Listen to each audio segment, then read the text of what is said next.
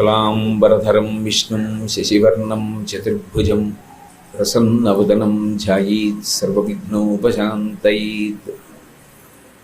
గురుర్బ్రహ్మా గురుర్విష్ణుః గురుర్దేవో మహేశ్వరః గురుః సాక్షాత్ పరం బ్రహ్మ తస్మై శ్రీ గురవే నమః. వ్యాసాయ విష్ణురూపాయ వ్యాసరూపాయ విష్ణవే నమో వై బ్రహ్మనిధయే వాసిష్ఠాయ నమో నమః. కూజంతం రామ రామేతి మధురం మధురాక్షరం ఆరుహ్య కవితాశాఖాం వందే వాల్మీకికోకిలం. శృతిస్మృతిపురాణానాం ఆలయం కరుణాలయం నమామి భగవత్పాదశంకరం లోకశంకరం.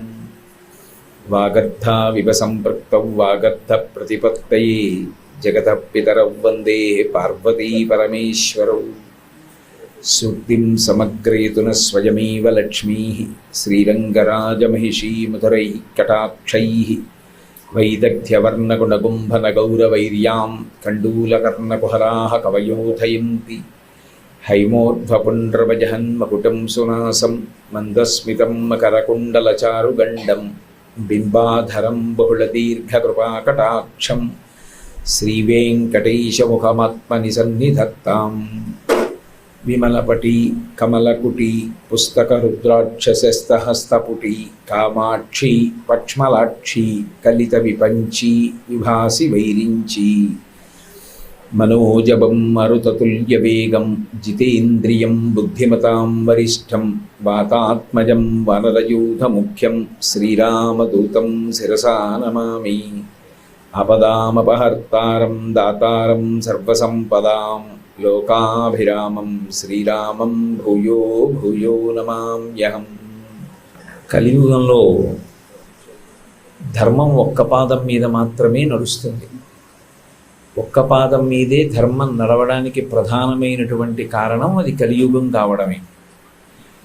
కలిపురుషుని యొక్క ఉద్ధతి చేత మనుష్యుల యొక్క మనస్సు పాపజీవనం వైపుకి మొగ్గినంతగా శాస్త్రం ఎలా చెప్పిందో అలా ప్రవర్తించడానికి కానీ, ధార్మికమైనటువంటి జీవనాన్ని అనుష్ఠించడానికి కానీ తగినంత అధ్యవసాయంతో ఉండదు.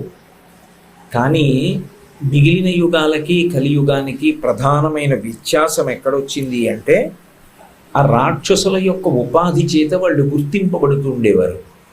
కలియుగం దగ్గరికి వచ్చేటప్పటికీ రాక్షసులకు ఉపాధి లేదు. రాక్షసులకు నివాస స్థానంగా బ్రహ్మగారు ఏ ప్రదేశాన్ని నిర్ణయించాడు అంటే మనుష్యుల యొక్క మనస్సుని. మనుష్యుల యొక్క మనస్సులోనే స్థావరాన్ని కల్పించుకొని ఉంటారు. ద్వాపర యుగాంతంలో కృష్ణ పరమాత్మ ప్రతిజ్ఞ చేశాడు, ఎప్పుడెప్పుడు ధర్మమునకు హాని కలుగుతుందో అప్పుడప్పుడు నేను అవతార స్వీకారం చేసి మళ్ళీ ధర్మ సంస్థాపన చేస్తాను. అధర్మం పెచ్చుమీరిపోయినప్పుడు అధర్మానికి ఊతంగా నిలబడినటువంటి వారిని సంహారం చేస్తాను అని. కానీ కలియుగం దగ్గరికి వచ్చేటప్పటికి ఒక గొప్ప పరిమితి ఏర్పడింది. రాక్షసుల యొక్క నివాస స్థానం చూస్తే మనుష్యుల యొక్క మనస్సు. మనుష్యులందరూ కూడా కలిపురుషుని యొక్క ఉద్ధతి చేత పాపజీవనం వైపుకి అనురక్తి పొంది ఉంటారు. పాపజీవనము అంటే శాస్త్ర విరుద్ధమైనటువంటి ప్రవర్తన, ఇంద్రియ లాలసకి లొంగిపోయి ఉండడం. అటువంటి సందర్భంలో ఎంతమంది కుత్తుకలు కత్తిరించడం సాధ్యం అవుతుంది? ఏదో ద్వాపర యుగంలో, త్రేతాయుగంలో, కృతయుగంలో రాక్షస సంహారం చేసినట్టుగా చాలామంది మనుష్యులు శాస్త్ర విహితమైనటువంటి కర్మాచరణము కలిగి లేరు కనుక వీరందరినీ నేను సంహారం చేసేస్తాను అని విష్ణువు అవతార స్వీకారం చేస్తే అసలు కలియుగంలో ఎంతమంది మిగులుతారు ఇంకా? అందుకే ఆ విష్ణు ప్రతిజ్ఞని పూర్ణ చేయడానికి విష్ణువు కన్నా భిన్నం కానటువంటి పరమశివుడే ఆచార్య రూపాన్ని ధరించి భూమి మీదకి వచ్చాడు. ఆయన భూమి మీదకి వచ్చి మనుష్యుల మనస్సులలో ఉండేటటువంటి కలిని తరిమి కొట్టడానికి విశేషమైనటువంటి ప్రయత్నం చేశాడు. అందులో విజయం సాధించి కృతకృత్యుడయ్యాడు. కలిపురుషుణ్ణి మనసులలోంచి తొలగించాలి, శాస్త్ర ప్రమాణం వైపుకి మనసు నిలబడేటట్టు చెయ్యాలి అంటే అసలు ఏది ప్రమాణము అనేటటువంటి దాన్ని నిర్ణయించి ఆ ప్రమాణం వైపుకి మనుష్యుల యొక్క మనసులు అనురక్తమయ్యేటట్టు చెయ్యాలి. ఏది ప్రమాణం? వేదం ప్రమాణం. కానీ ఆ రోజులలో అవైదికమైనటువంటి 72 వాదనలు ప్రబలి ఉన్నాయి. ఆ వాదనలన్నింటినీ కూడా తన వాదనతో గెలవాలి. గెలిచి సువ్యవస్థితమైనటువంటి ఆ సనాతన ధర్మము ఏది ఉన్నదో దాని యొక్క ప్రమాణమైనటువంటి వేదాన్ని మళ్ళీ నిలబెట్టి సనాతన ధర్మ 4 చెరగుల ఏ విధమైన అయోమయావస్థ లేకుండా అందరూ పాటించడానికి యోగ్యమైన రీతిలో తీసుకురావాలి. అందుకే సన్యాసాశ్రమ స్వీకారం చేస్తే దేశం 4 చెరగుల పాదచారి తాను పర్యటించడానికి అవకాశం కలుగుతుందని, అవైదికమైనటువంటి వాదనలను ఖండించడానికి అవకాశం తీసుకోవచ్చని, తద్వారా సనాతన ధర్మము యొక్క ప్రమాణమైనటువంటి వేదాన్ని పునః స్థాపించవచ్చని, వేదాంతర్గతమైనటువంటి అద్వైత సిద్ధాంతాన్ని ప్రచారం చెయ్యడానికి కైలాస శంకరుడు కాలడి శంకరుడిగా అవతరించాడు. అవతరించి మళ్ళీ యజ్ఞభూమి అయినటువంటి భారతదేశంలో అవైదికమైన వాదనలు ప్రవేశించకుండా రక్ష చెయ్యాలి. యజ్ఞశాలకి ఎలా అయితే 4 ద్వారములు ఉండి 4 వేదములు ఆమ్నాయం చేయబడుతుంటాయో అలా ఈ భారతదేశం అంతా ఒక యజ్ఞభూమి కనుక దీనికి 4 వైపులా 4 ద్వారములు ఉండాలి. అందుకే తూర్పున జగన్నాథులో గోవర్ధన పీఠము, పడమర ద్వారకలో కాళికాపీఠము, ఉత్తరమున బదరికాశ్రమములో జ్యోతిపీఠము, దక్షిణమున శృంగగిరిలో శారదాపీఠము 4 పీఠములు నెలకొల్పి తన 4 శిష్యులకి ఇచ్చి 4 వేదములు ఆమ్నాయం జరిగేటట్టుగా నియమాన్ని విధించి తన యొక్క సంకల్ప బలం చేత బ్రహ్మచర్యంలోనే జ్ఞాన వైరాగ్యములను పొంది సన్యాసాశ్రమ స్వీకారం చేసి పీఠాధిపత్యం వహించి చంద్రమౌళీశ్వరారాధన చేసి ధర్మ నిర్ణయం చేసి భక్తి జ్ఞాన వైరాగ్యములను లోకమునందు ప్రబోధం చెయ్యగలిగినటువంటి సమర్థులైనటువంటి వాళ్ళు అవిచ్ఛిన్నంగా పరంపరగా ఆ గురుపీఠాలని అలంకరించడం కోసం జన్మ పొందేటట్టుగా సంకల్పం చేశారు. ఆ శంకర భగవత్పాదుల యొక్క సంకల్ప బలం చేత ఇప్పటికీ పీఠాలకన్నిటికీ కూడా అటువంటి ప్రాజ్ఞులైనటువంటి వారు, కారణజన్ములైనటువంటి వారు, పుట్టుకతోనే అటువంటి జ్ఞాన వైరాగ్యములు కలిగినటువంటి వారు, గురుభక్తి తత్పరులు జన్మిస్తూ వస్తున్నారు. 4 పీఠములను స్థాపించినటువంటి శంకర భగవత్పాదులు మోక్షపురి అయినటువంటి కాంచీపురంలో కామాక్షి పరదేవతని ఆరాధన చేస్తూ కామకోటి పీఠాన్ని ఏర్పాటు చేసి దానికి తానే ప్రప్రథమ పీఠాధిపతిగా ఆ పీఠాన్ని నిర్వహిస్తూ వచ్చారు. ఆ పీఠంలో పరంపరగా తర్వాత ఎందరో మహాపురుషులు వచ్చి అధివసించారు. ఇందులో ఒక పీఠాన్ని అధివసించడము అనేటటువంటిది అంత తేలికైనటువంటి విషయం కాదు. ఎందుచేత అంటే చక్రవర్తికి ఎంత కష్టం ఉంటుందో, చక్రవర్తి పరిపాలన చేసేటప్పుడు ఎన్ని సాధక బాధకాలు ఎదుర్కొంటాడో, పీఠాధిపత్యం కూడా అంత క్లీశభూయిష్టంగా ఉంటుంది. ఇంకా చక్రవర్తికి సర్వకాలములయందు రక్షించడానికి అంగరక్షకులు, సలహా ఇవ్వడానికి మంత్రులు, తన పనుపున యుద్ధం చేయడానికి సైన్యము ఇవన్నీ ఉంటాయి. కానీ సన్యసించి పీఠాధిపత్యంలో ఉండేటటువంటి పీఠాధిపతి ఇక వేరొకరి మీద ఆధారపడే అవకాశం ఉండదు. ఎప్పుడూ బ్రహ్మమునందు రమిస్తూ యోగరతోవా భోగరతోవా సంగరతోవా సంగవిహీన యస్య బ్రహ్మణి రమతే చిత్తం నందతి నందతి నందత్యేవ. బ్రహ్మమునందు రమిస్తూ యోగం ఉండనివ్వండి, యోగము లేకపోనివ్వండి, భోగం ఉండనివ్వండి, భోగము లేకపోనివ్వండి, అన్నిటి మధ్య తాను మాత్రం అంతర్ముఖత్వాన్ని పొంది ఏకాకిగా ఉంటారు. అది ఎంత విచిత్రంగా ఉంటుంది అంటే ఒక పీఠాధిపతి యొక్క కనుసన్నలలో ఎన్నో ఏనుగులు నడుస్తుంటాయి. ఆ పీఠాధిపతి వెడుతున్నారు అంటే ఆయనకి గొప్ప పరివారం వెడుతుంది. ఏనుగులు వెడతాయి, గుర్రాలు వెడతాయి, ఆవులు వెడతాయి, ఎద్దులు వెడతాయి, ఒంటెలు వెడతాయి, మేళతాళాలు వెడతాయి, దానికి ప్రత్యేకమైనటువంటి వాద్య బృందాలు వెడతాయి. తనతో పాటు ఋత్విక్కులు నడుస్తారు, బ్రాహ్మణులు నడుస్తారు, పూర్ణకుంభం పెట్టి స్వాగతం పలుకుతారు, ఊరూరా తోరణాలు కడతారు, జెండాలు ఎత్తుతారు, చక్రవర్తులు కూడా ఎదురుతారు, స్వాగతం పలుకుతారు. ఇన్ని ఉన్న పీఠాధిపతి మాత్రం వీటితోటి సంగము లేనివాడు. తామరాకు మీద నీటి బుట్ట ఎలా ఉంటుందో అలా వీటితోటి సంగము లేకుండా తనలో తాను ఎప్పుడూ బ్రహ్మముతో రమిస్తూ ఉండగలిగినటువంటి స్వభావం ఉన్నవాడై ఉండాలి. అందుచేతనే చక్రములతో నడిచేటటువంటి ప్రయాణ సాధనాన్ని కూడా ఎక్కరు. అలా ఎక్కితే జీవహింస జరుగుతుంది కనుక కేవలం శిష్యులు మోసేటటువంటి పల్లకీలో కానీ పాదచారి కానీ నడిచి వెడుతూ ఉంటారు. అంటే ఉండడానికి ఇన్ని ఏనుగులు ఉంటాయి, ఇన్ని గుర్రాలు ఉంటాయి, ఇన్ని రథాలు ఉంటాయి, ఇన్ని ఒంటెలు ఉంటాయి. కానీ పీఠాధిపతి ఎక్కడానికి ఏదీ ఉండదు.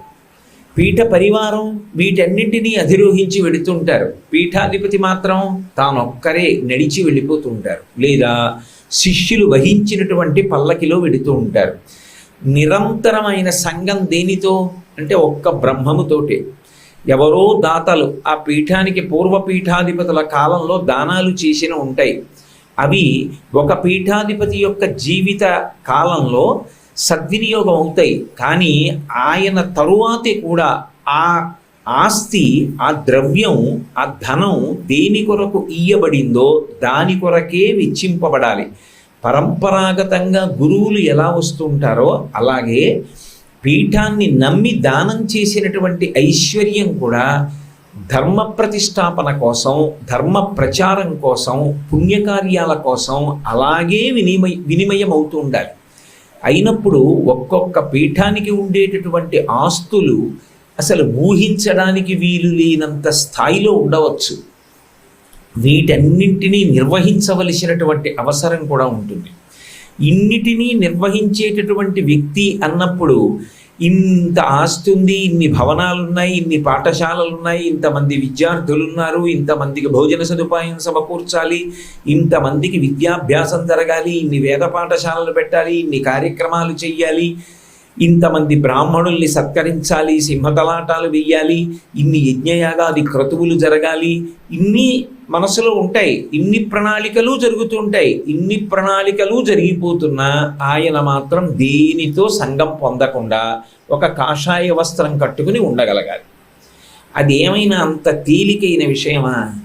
ఒక్క పీఠాధిపతి కావాలి అంటే ఒక పిల్లవాడు కారణజన్ముడైనటువంటి వాడు తనంత తానుగా గురువుగారి పాదములను ఆశ్రయిస్తే ఆయనలో ఉన్నటువంటి భక్తి జ్ఞాన వైరాగ్యములను గుర్తించినటువంటి పీఠాధిపతి అయినటువంటి గురువు ఆ పిల్లవాడిని దగ్గరికి తీసి ఉపనయన సంస్కారం తర్వాత వేదాధ్యయనం చేయించి వేదార్థాన్ని, శాస్త్రాలు, తర్కము, మీమాంస, కావ్యములు, పురాణములు ఇటువంటి వాటన్నిటినీ కూడా నేర్పించి తదనంతరము విశేషమైనటువంటి తపస్సు చేయించి పిల్లవాడి యందు లౌకికమైనటువంటి అనురక్తి పూర్తిగా నశించిపోయేటట్టుగా చేసి అదే సమయమునందు బాహ్యంలో పీఠ పరిపాలన చెయ్యగలిగినటువంటి సమర్థత అంకురింపచేసి పీఠాన్ని తాను ఎలా నిర్వహిస్తున్నాడు అన్న విషయాన్ని తన యొక్క శిష్యుడికి అర్థమయ్యేటట్టుగా చాలా కాలం పక్కన ఉంచుకుని శిక్షణనిచ్చి అప్పుడు పట్టాభిషేకం జరిగి ఒక చక్రవర్తి రాజ్య పరిపాలన ఎలా చేస్తాడో అలా పీఠాధిపతి కూడా పీఠ పరిపాలకుడై సనాతన ధర్మాన్ని నిలబెట్టి నిరంతర పర్యటనలు చేస్తూ ఎప్పుడూ ధర్మ ప్రచారమే చేస్తూ తాను అంతర్ముఖత్వాన్ని పొంది గొప్ప తపస్సుతో ఈ దేశ కీర్తి ప్రతిష్టలను నిలబెట్టినటువంటి మహాపురుషులై జీవించారు.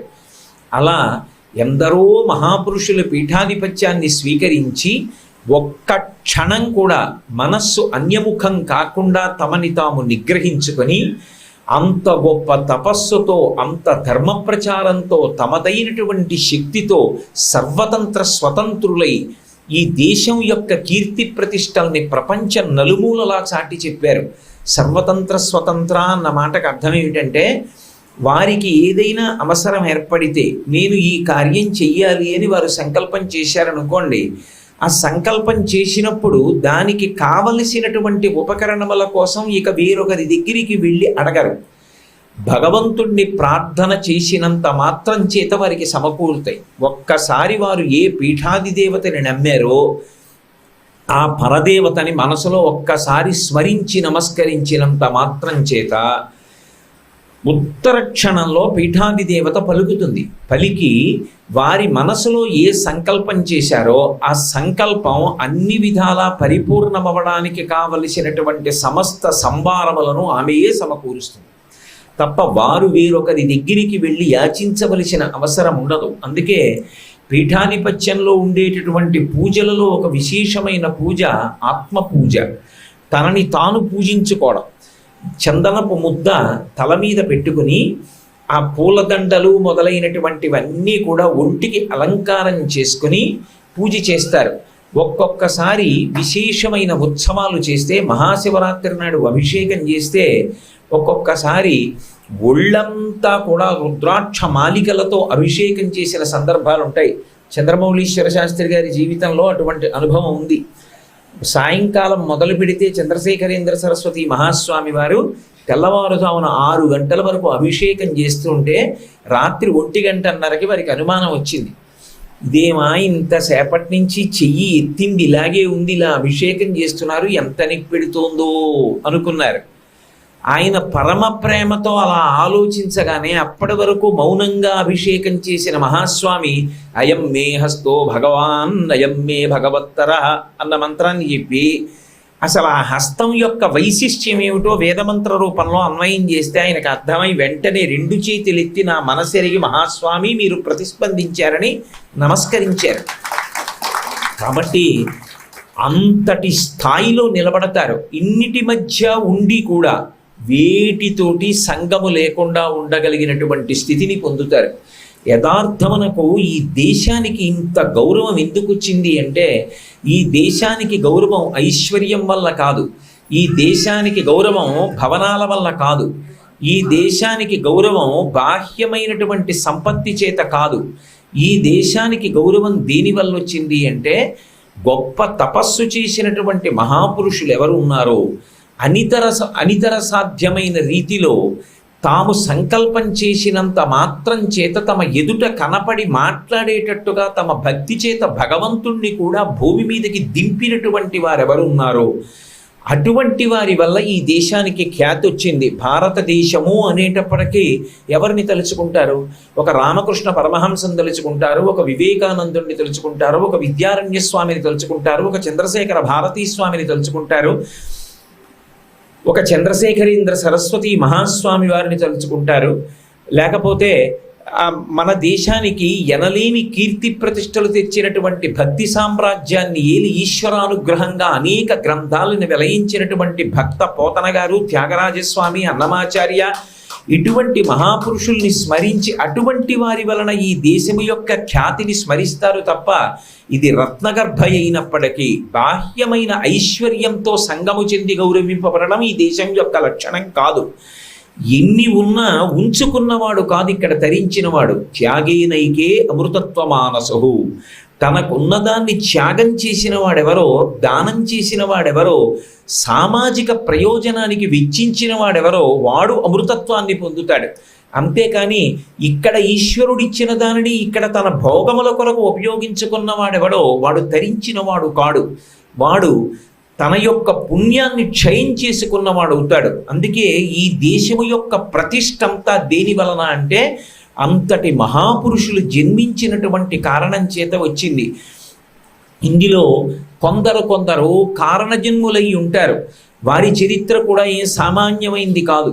ఒక గురువుగారి దగ్గర కూర్చుని ఆ గురువుగారి దగ్గర విద్యాభ్యాసం చేసి పీఠ నియమాలన్నిటినీ కూడా తెలుసుకుని ఆ పీఠాధిపతి శరీర త్యాగం చేసి వారు బ్రహ్మీభూతులైన తర్వాత ఉత్తరాధికారిగా నియమింపబడినటువంటి వ్యక్తి పీఠానికి పట్టాభిషేకం పొంది తదనంతరం లోకంతో సంగం పొందకుండానే లోకంతో సమన్వయం అవుతూ తనని ఆశ్రయించినటువంటి భక్తుల యొక్క కోర్కెలు తీరుస్తూ ధర్మాన్ని జ్ఞానాన్ని ప్రచారం చేస్తూ లోకము యొక్క అభ్యున్నతికి ఆధ్యాత్మికమైనటువంటి ప్రగతికి కృషి చేసేటటువంటి వైతాళికులైనటువంటి పీఠాధిపత్యం వహించిన మహాపురుషులు ఎవరున్నారో వారు కూడా ప్రాతస్మరణీయులు.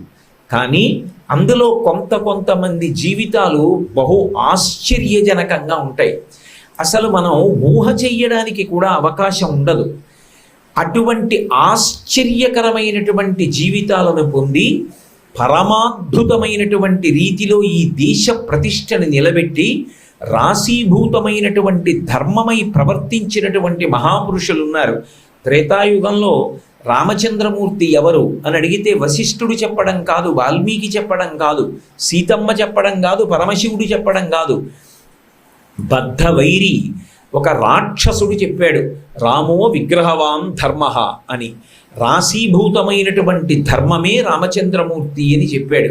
అలాగే సన్యాసాశ్రమ ధర్మాన్ని 100కి 100 పాళ్ళు ఎక్కడా కించిత్ వైక్లభ్యం లేకుండా చిట్ట చివరి ఊపిరి వరకు అనుష్ఠించినటువంటి మహాపురుషులు, జీవన్ముక్తులు, బ్రహ్మీభూతులైన తరువాత విదేహమోక్షాన్ని పొందినటువంటి వారు, అపర శంకర భగవత్పాదులు అని కీర్తింపబడినటువంటి వారు, ఇప్పటికీ ఆయనని భక్తితో నమ్మి స్మరించిన వారిని నిరంతరం కాపాడేటటువంటి ప్రజ్ఞాధురీణులు, అపర పరమశివావతారులైనటువంటి చంద్రశేఖరేంద్ర సరస్వతి స్వామి వారి యొక్క జీవితం పరమాద్భుతమైనటువంటిది. వారి జీవితాన్ని స్మరించడం, వారి యొక్క జీవితంలో ఉండేటటువంటి గొప్ప గొప్ప ఘట్టాల్ని ఒక్కసారి సింహావలోకనం చెయ్యడం అన్నది దేని కొరకు అంటే, మనకి కూడా ధర్మమునందు పూనిక కలగడం కొరకు, మనకి కూడా ఆయన ఆశీర్వచనంతో ధృతిని నిలబెట్టుకునుట కొరకు. ధృతి అంటే పట్టుదల, ధృతి అంటే విశ్వాసము. దేని యందు?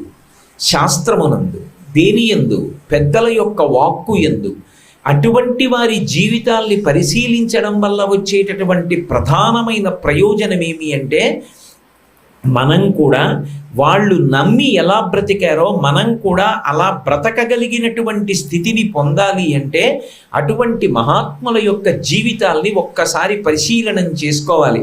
రెండవ ప్రయోజనం, వారు చెప్పినటువంటి ధర్మం, వారు పడినటువంటి క్లేశం, వారి శరీర సంఘాన్ని కూడా విడిచిపెట్టి వారు తమలో తాము రమించగలిగిన వారు అయినప్పటికీ కూడా చాలా కిందకొచ్చి మనందరి కోసమని చెప్పి మాట్లాడారు తప్ప అసలు నిజానికి వారు మాట్లాడవలసిన అవసరం లేదు. ఎందుకంటే వారు పొందినటువంటి స్థితికి వాక్కు ప్రతిబంధకం. యోగి తనలో తాను రమిస్తూ ఉంటాడు. తనలో తాను రమించేటప్పుడు ఇక బహిర్ముఖుడు అవడు అన్న మాటకు అర్థం ఏమిటంటే వాక్కు ఉండదు. వాక్కు లేకుండా తనలో తాను రమిస్తూ ఉంటాడు. అలా రమించేటటువంటి స్థితి ఏది ఉన్నదో అదే అసలు ఒక వ్యక్తి చేరుకోవలసినటువంటి చరమస్థితి. యోగి పుంగవులై అటువంటి స్థాయి పొందినటువంటి మహాపురుషులు దానికి ప్రతిబంధకమైనటువంటి వాక్కులతో సమన్వయం అవుతూ మాట్లాడవలసిన అవసరం వాళ్ళకి ఏముంది? అసలు వాళ్ళు ఎందుకు మాట్లాడాలి? వాళ్ళకి మాట్లాడవలసిన అవసరం లేదు. ఒక భగవాన్ రమణులకు మాట్లాడవలసిన అవసరం లేదు. ఒక చంద్రశేఖరేంద్ర సరస్వతి మహాస్వామికి మాట్లాడవలసిన అవసరం లేదు. ఒక చంద్రశేఖర భారతీ స్వామి వారికి మాట్లాడవలసిన అవసరం లేదు. మరి ఎందుకు మాట్లాడారు అంటే కేవలము కారుణ్యంతో మాట్లాడారు. అందుకే తోటకాచార్యుల వారు శంకరాచార్యుల వారి మీద అష్టకం చేస్తూ ప్రారంభం చేస్తూనే కరుణా వరుణాలయపాలయమాం అన్నారు. మీరు రాశీభూతమైనటువంటి కారుణ్యము. దీనికి ఆది ఎక్కడ అంటే శంకరుల దగ్గర. శృతి స్మృతి పురాణానాం ఆలయం కరుణాలయం. వారు రాశీభూతమైనటువంటి దయ. అయ్యో నేను అనుభవించాను, నేను తరించాను, నేను సత్యాన్ని తెలుసుకున్నాను, సత్యమునందు నిలబడ్డాను, అద్వైతాన్ని అనుభూతిగా అనుభవిస్తున్నాను. కానీ దాని గురించి నేను చెప్పకపోతే, అది అందుకోవడానికి ఏ సోపానములను అధిరోహించాలో నేను వీళ్లతో మాట్లాడకపోతే కాలమునందు శరీరం అనేటటువంటిది పడిపోతుంది. కనుక ఒకనాడు ఈ శరీరము మృత్యువు చేత గ్రసింపబడుతుంది. ఎంతటి మహాత్ములు కానివ్వండి, శరీరం పడిపోవాలి. ఎందుకంటే అది మర్త్యలోకం యొక్క ధర్మం, లోకధర్మం. కాబట్టి ఈ లోకంలో పుట్టిన వారు ఎంతటి మహాత్ములైనా శరీరాన్ని విడిచిపెడతారు. ఒకసారి మహాత్ములు శరీరాన్ని విడిచిపెట్టారనుకోండి, 2 కొరబడిపోతాయి సమాజానికి. ఒకటి వారి దర్శనం, రెండవది వారి వాక్కు. ఈ 2 కూడా లోపిస్తాయి. 16 సంవత్సరాల ప్రాయంలో శంకర భగవత్పాదులు అవతార పరిసమాప్తి చెయ్యాలనుకున్నారు. వేదవ్యాసుల వారు దర్శనమిచ్చి ఇంకొక 16 సంవత్సరములు నువ్వు ఈ లోకంలో ఉండాలన్నారు. దేనికి అని అడిగారు. నువ్వు చేసిన వాంగ్మయాన్ని నువ్వు ప్రచారం చెయ్యాలి, నువ్వు చేసిన బ్రహ్మసూత్ర భాష్యాన్ని నువ్వే ప్రచారం చెయ్యాలి. 2, నువ్వు లోకానికంతటికీ దర్శనాన్ని అనుగ్రహించాలి. నీ దర్శనం చేత పునీతమైపోతుంది లోకం. త్రివేణి సంగమానికి వెళ్ళి స్నానం చేయాలి. ఆ త్రివేణి సంగమం మన కళ్ళ ఎదుటికి నడిచొస్తే తలతో మునక వెయ్యవలసిన అవసరం లేకుండా కేవల దర్శన మాత్రం చేత త్రివేణి సంగమ స్నాన ఫలితాన్ని పొందాలి అంటే మహాపురుష దర్శనమే దానికి మార్గమని శివమహాపురాణంలో వ్యాసుడి వాక్కు. అయినప్పుడు శంకర భగవత్పాదులు దేశమంతటా పర్యటించి అందరికీ దర్శనం ఇవ్వకపోతే ఎలా తరిస్తుంది లోకం? కాబట్టి వారు తిరగడం వారికి క్లేశం, వారి అంతర్ముఖత్వానికి ప్రతిబంధకం. వారు మాట్లాడడం వారికి క్లేశం, వారి అంతర్ముఖత్వానికి, వారి సహజ స్థితికి ప్రతిబంధకం. అయినా వారు ఎందుకు మాట్లాడాలి? అయినా వారు ఎందుకు తిరగాలి? అంటే మన కొరకు. అయ్యో, నేను వెళ్ళకపోతే వాడికి ఎలా దర్శనం లభిస్తుంది, నేను మాట్లాడకపోతే వాడికి ఎలా సోపానం తెలుస్తుంది, అందుకుని మాట్లాడారు. అందుకే వారు మాట్లాడినది ఉపన్యాసం కాదు, వారు మాట్లాడితే అనుగ్రహ భాషణం. వారు అనుగ్రహించి మాట్లాడారు తప్ప మాట్లాడడం కోసం మాట్లాడిన వారు కాదు. వారు ఎంతసేపు మాట్లాడాలి? ఒక్క మాట చాలు. అరణ్యంలో రమణ మహర్షి మాటల్లో చెప్పాలి అంటే కాకులు, కుందేళ్ళు, పెద్ద పులులు, ఏనుగులు ఇవి నిరంతరం అరుస్తూ ఉంటాయి. సింహం ఒక్కసారి అరుస్తుంది, సింహగర్జన అంటారు. ఒకసారి సింహం అరిచిందనుకోండి, అరుస్తున్నవన్నీ అరుపులు మానేసి పారిపోతాయి.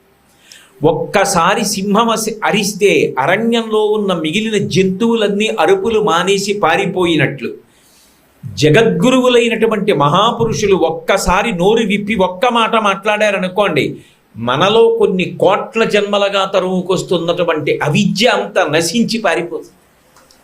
వారు మాట్లాడక్కర్లేదు. వారు ఒక్కసారి అలా చూశారనుకోండి చాలు.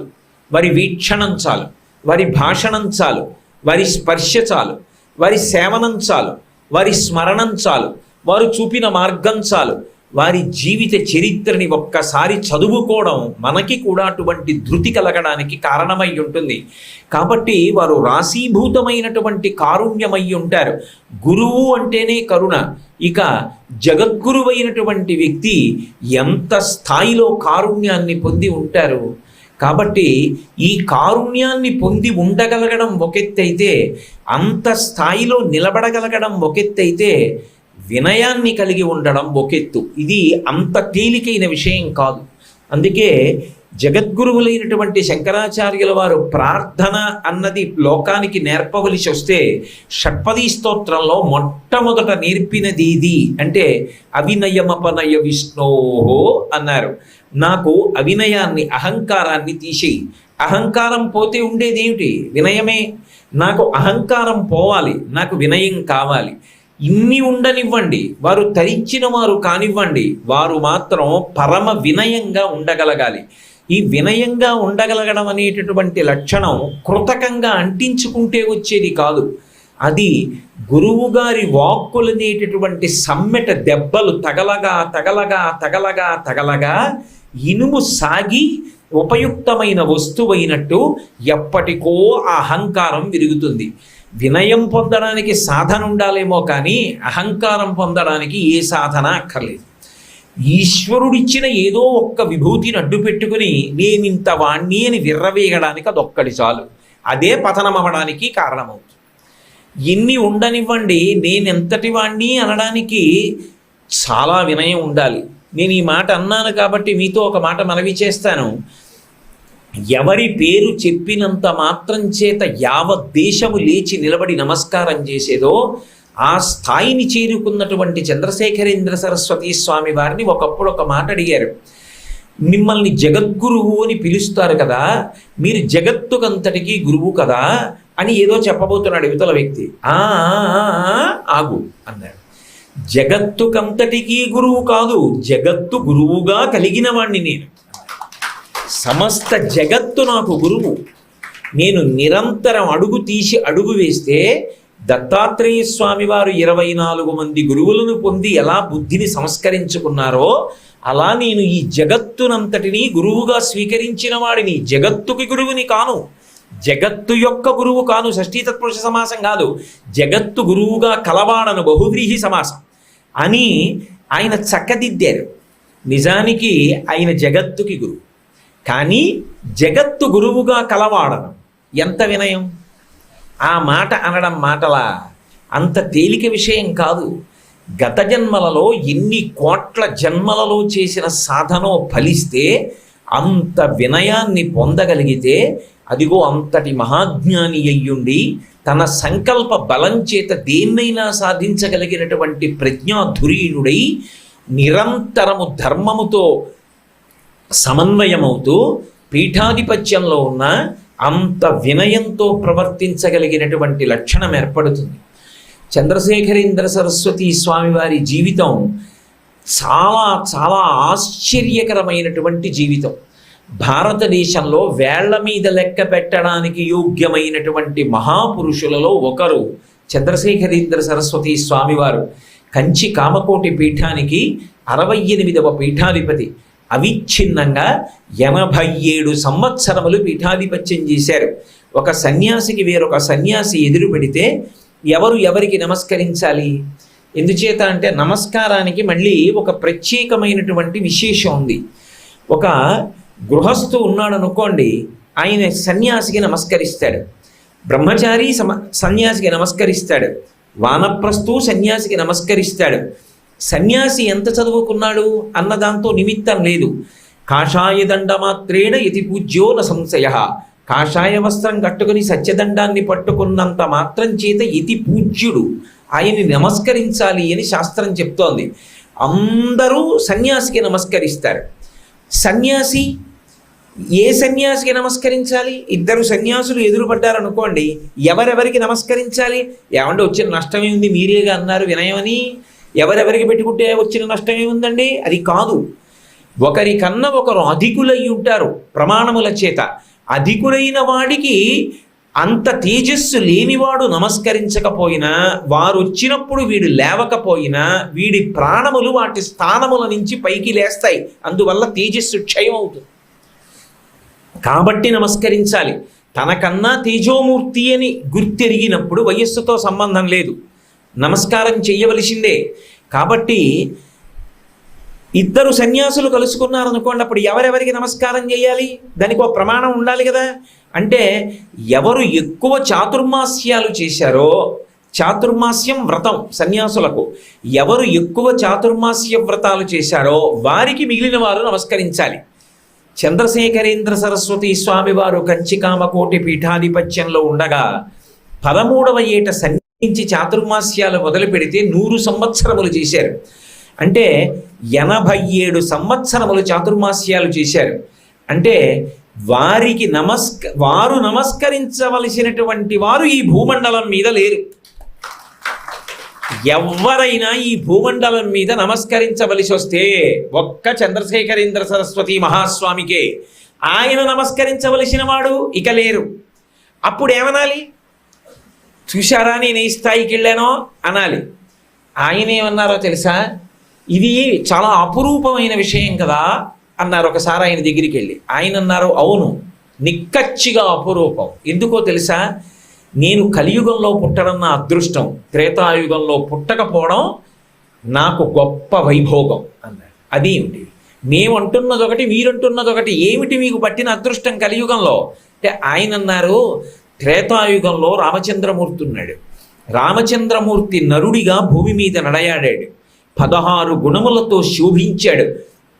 పూర్వస్మిన్ సాంప్రదంలోకే గుణవాన్ కశ్చ వీర్యవాన్ ధర్మజ్ఞశ్చ కృతజ్ఞశ్చ సత్యవాక్యో దృఢవ్రతః చారిత్రేణ చ కోయుక్తః సర్వభూతేషు కోహితః విద్వాన్ కః కస్సమర్థశ్చ కశ్చైక ప్రియదర్శనః ఆత్మవాన్ కో జితక్రోధో ద్యుతిమాన్ కో ననసూయకః కస్య బిభ్యతి దేవాశ్చ జాతరోషస్య సంయుగే. 16 గుణములు పరిపూర్ణముగా కలిగిన పురుషోత్తముడైనప్పటికీ నరుడిగా ఈ భూమి మీద నడయాడాడు కనుక త్రేతాయుగంలో సన్యాసాశ్రమంలో ఉన్న నేను కనబడితే రాముడు నాకు నమస్కరించి ఉండేవాడు. నేను రాముడికి నమస్కరించలేకపోయేవాడిని. కలియుగంలో పుట్టాను కాబట్టి 87 చాతుర్మాస్యాలు చేసినా రాముడికి నమస్కరించుకుంటున్నానన్నారు. ఏమి చెప్పాలి ఆయన వినయం? అది చంద్రశేఖరేంద్ర సరస్వతి మహాస్వామి వారంటే. నేనైతే అనుకుంటాను చంద్రశేఖరేంద్ర సరస్వతి స్వామి వారి జీవితంలో కొన్ని ఘట్టాలు విద్యార్థులకు పాఠ్య ప్రణాళికలో అంతర్గతమైన అంశములు కావాలి. అప్పుడు అది ఛాందసత్వం కాదు.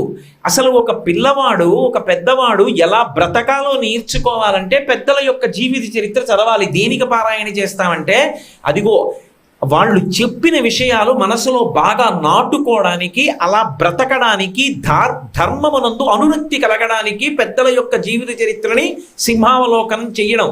అంతేకాని నిజానికి వారి గురించి మనం తెలుసుకోగలమనా, వారి గురించి మనం చెప్పగలమనా? ఒక్కనాటికి అది సంభవం అయ్యే విషయం కాదు. వారు పలికిస్తే పలకాలి తప్ప వారి గురించి పలకడానికి నేనెంతటి వాడిని? మహాపురుషులలో మళ్ళీ వేళ్లతో లెక్క పెట్టగలిగినటువంటి మహాపురుషులలో ఒకరు చంద్రశేఖరేంద్ర సరస్వతి మహాస్వామి. నేను ఈ మాట ఎందుకంటున్నాను అంటే, కర్ణాటక రాష్ట్రంలో హోయసల బ్రాహ్మణ కుటుంబంలో ఋగ్వేదాన్ని ప్రధానంగా చేసుకున్నటువంటి కుటుంబంలో చంద్రశేఖరేంద్ర సరస్వతి స్వామి వారు స్వామినాథన్ అనేటటువంటి లౌకికమైనటువంటి పేరుతో పుట్టారు.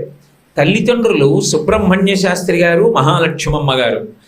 ఇందులో వారే 95వ ఏట కూడా ఒకసారి మాట్లాడుతూ చెప్పిన మాట, వారేమి శాస్త్రాన్ని ప్రమాణం చేసి నిప్పులు కడిగి ఎప్పుడూ శాస్త్రం గురించి మాత్రమే ఆలోచించేటటువంటి తండ్రి గారి కడుపున పుట్టినవారు కారు. వాళ్ళ అమ్మగారి మడి గురించి మాట్లాడుతూ ఆయన ఒకసారి చెప్పుకున్నారు, మా అమ్మగారిది శ్రాద్ధమడి అని చెప్పారు. అంటే మామూలుగానే మడి కట్టుకుంటే చాలా ఛాందసంగా పాటిస్తారు, ఇక శ్రాద్ధం పెట్టేటప్పుడు మరింత జాగ్రత్తగా మడి పాటిస్తారు. మా అమ్మగారిది శ్రాద్ధమడి అని చెప్పారు. ఆవిడ అంత ఆచారం పాటించేవారు. తండ్రి గారు ఆంగ్ల విద్యను అభ్యసించారు. వారు ప్రభుత్వోద్యోగం చేశారు. అందుకే విద్యాశాఖలో వారు పాఠశాలలని తనిఖీ చేసేటటువంటి అధికారిగా కొంతకాలం ఉద్యోగం చేశారు. అలా ఉద్యోగం చేశారు కాబట్టి ఫిరంగిపురం, విల్లుపురం మొదలైనటువంటి అనేక ఊళ్ళల్లో ఉద్యోగం చేశారు. ప్రతిరోజు ఏదో శాస్త్రాధ్యయనం చేస్తూ ఉండడం, విశేషమైనటువంటి కర్మిష్టిగా జీవించడం చంద్రశేఖరేంద్ర సరస్వతి స్వామి వారి యొక్క తండ్రి గారి విషయంలో అన్వయం కాలేదు. కానీ వారు చాలా భక్తితత్పరులు, పీఠముల యందు అపారమైనటువంటి గౌరవం కలిగిన వారు. కానీ వారు చదువుకున్నది ఆంగ్ల సంబంధమైన చదువు, చేసినది ప్రభుత్వపరమైనటువంటి రాజోద్యోగం. వారి కడుపున మొట్టమొదట ఒక కుమారుడు జన్మించాడు. ఇప్పటికీ మనకి గోదావరి జిల్లాల్లోనూ కొన్ని చోట్ల ఒక అలవాటు ఉంది. ఏమిటి అంటే, తాతగారి పేరు ఏది ఉంటుందో, అంటే తండ్రి గారి పేరు ఏదై ఉంటుందో దాన్ని పెద్ద కొడుక్కి పెట్టుకుంటారు. సుబ్రహ్మణ్య శాస్త్రి గారి యొక్క తండ్రి గారి పేరు తన కడుపున పుట్టినటువంటి పెద్ద కొడుక్కి పెట్టుకున్నారు. అందుకని పెద్ద ఆయన పేరు గణపతి శాస్త్రి. శాస్త్రంలో ఒక్క కొడుకు కాదు, ఒక కన్ను కాదు అని, కాబట్టి 2 కొడుకులు ఉండాలి అని, 2వ కుమారుడు కలగాలి అని ఆయన చాలా కాలం పరితపించి దేవతలకి ప్రార్థన చేశారు.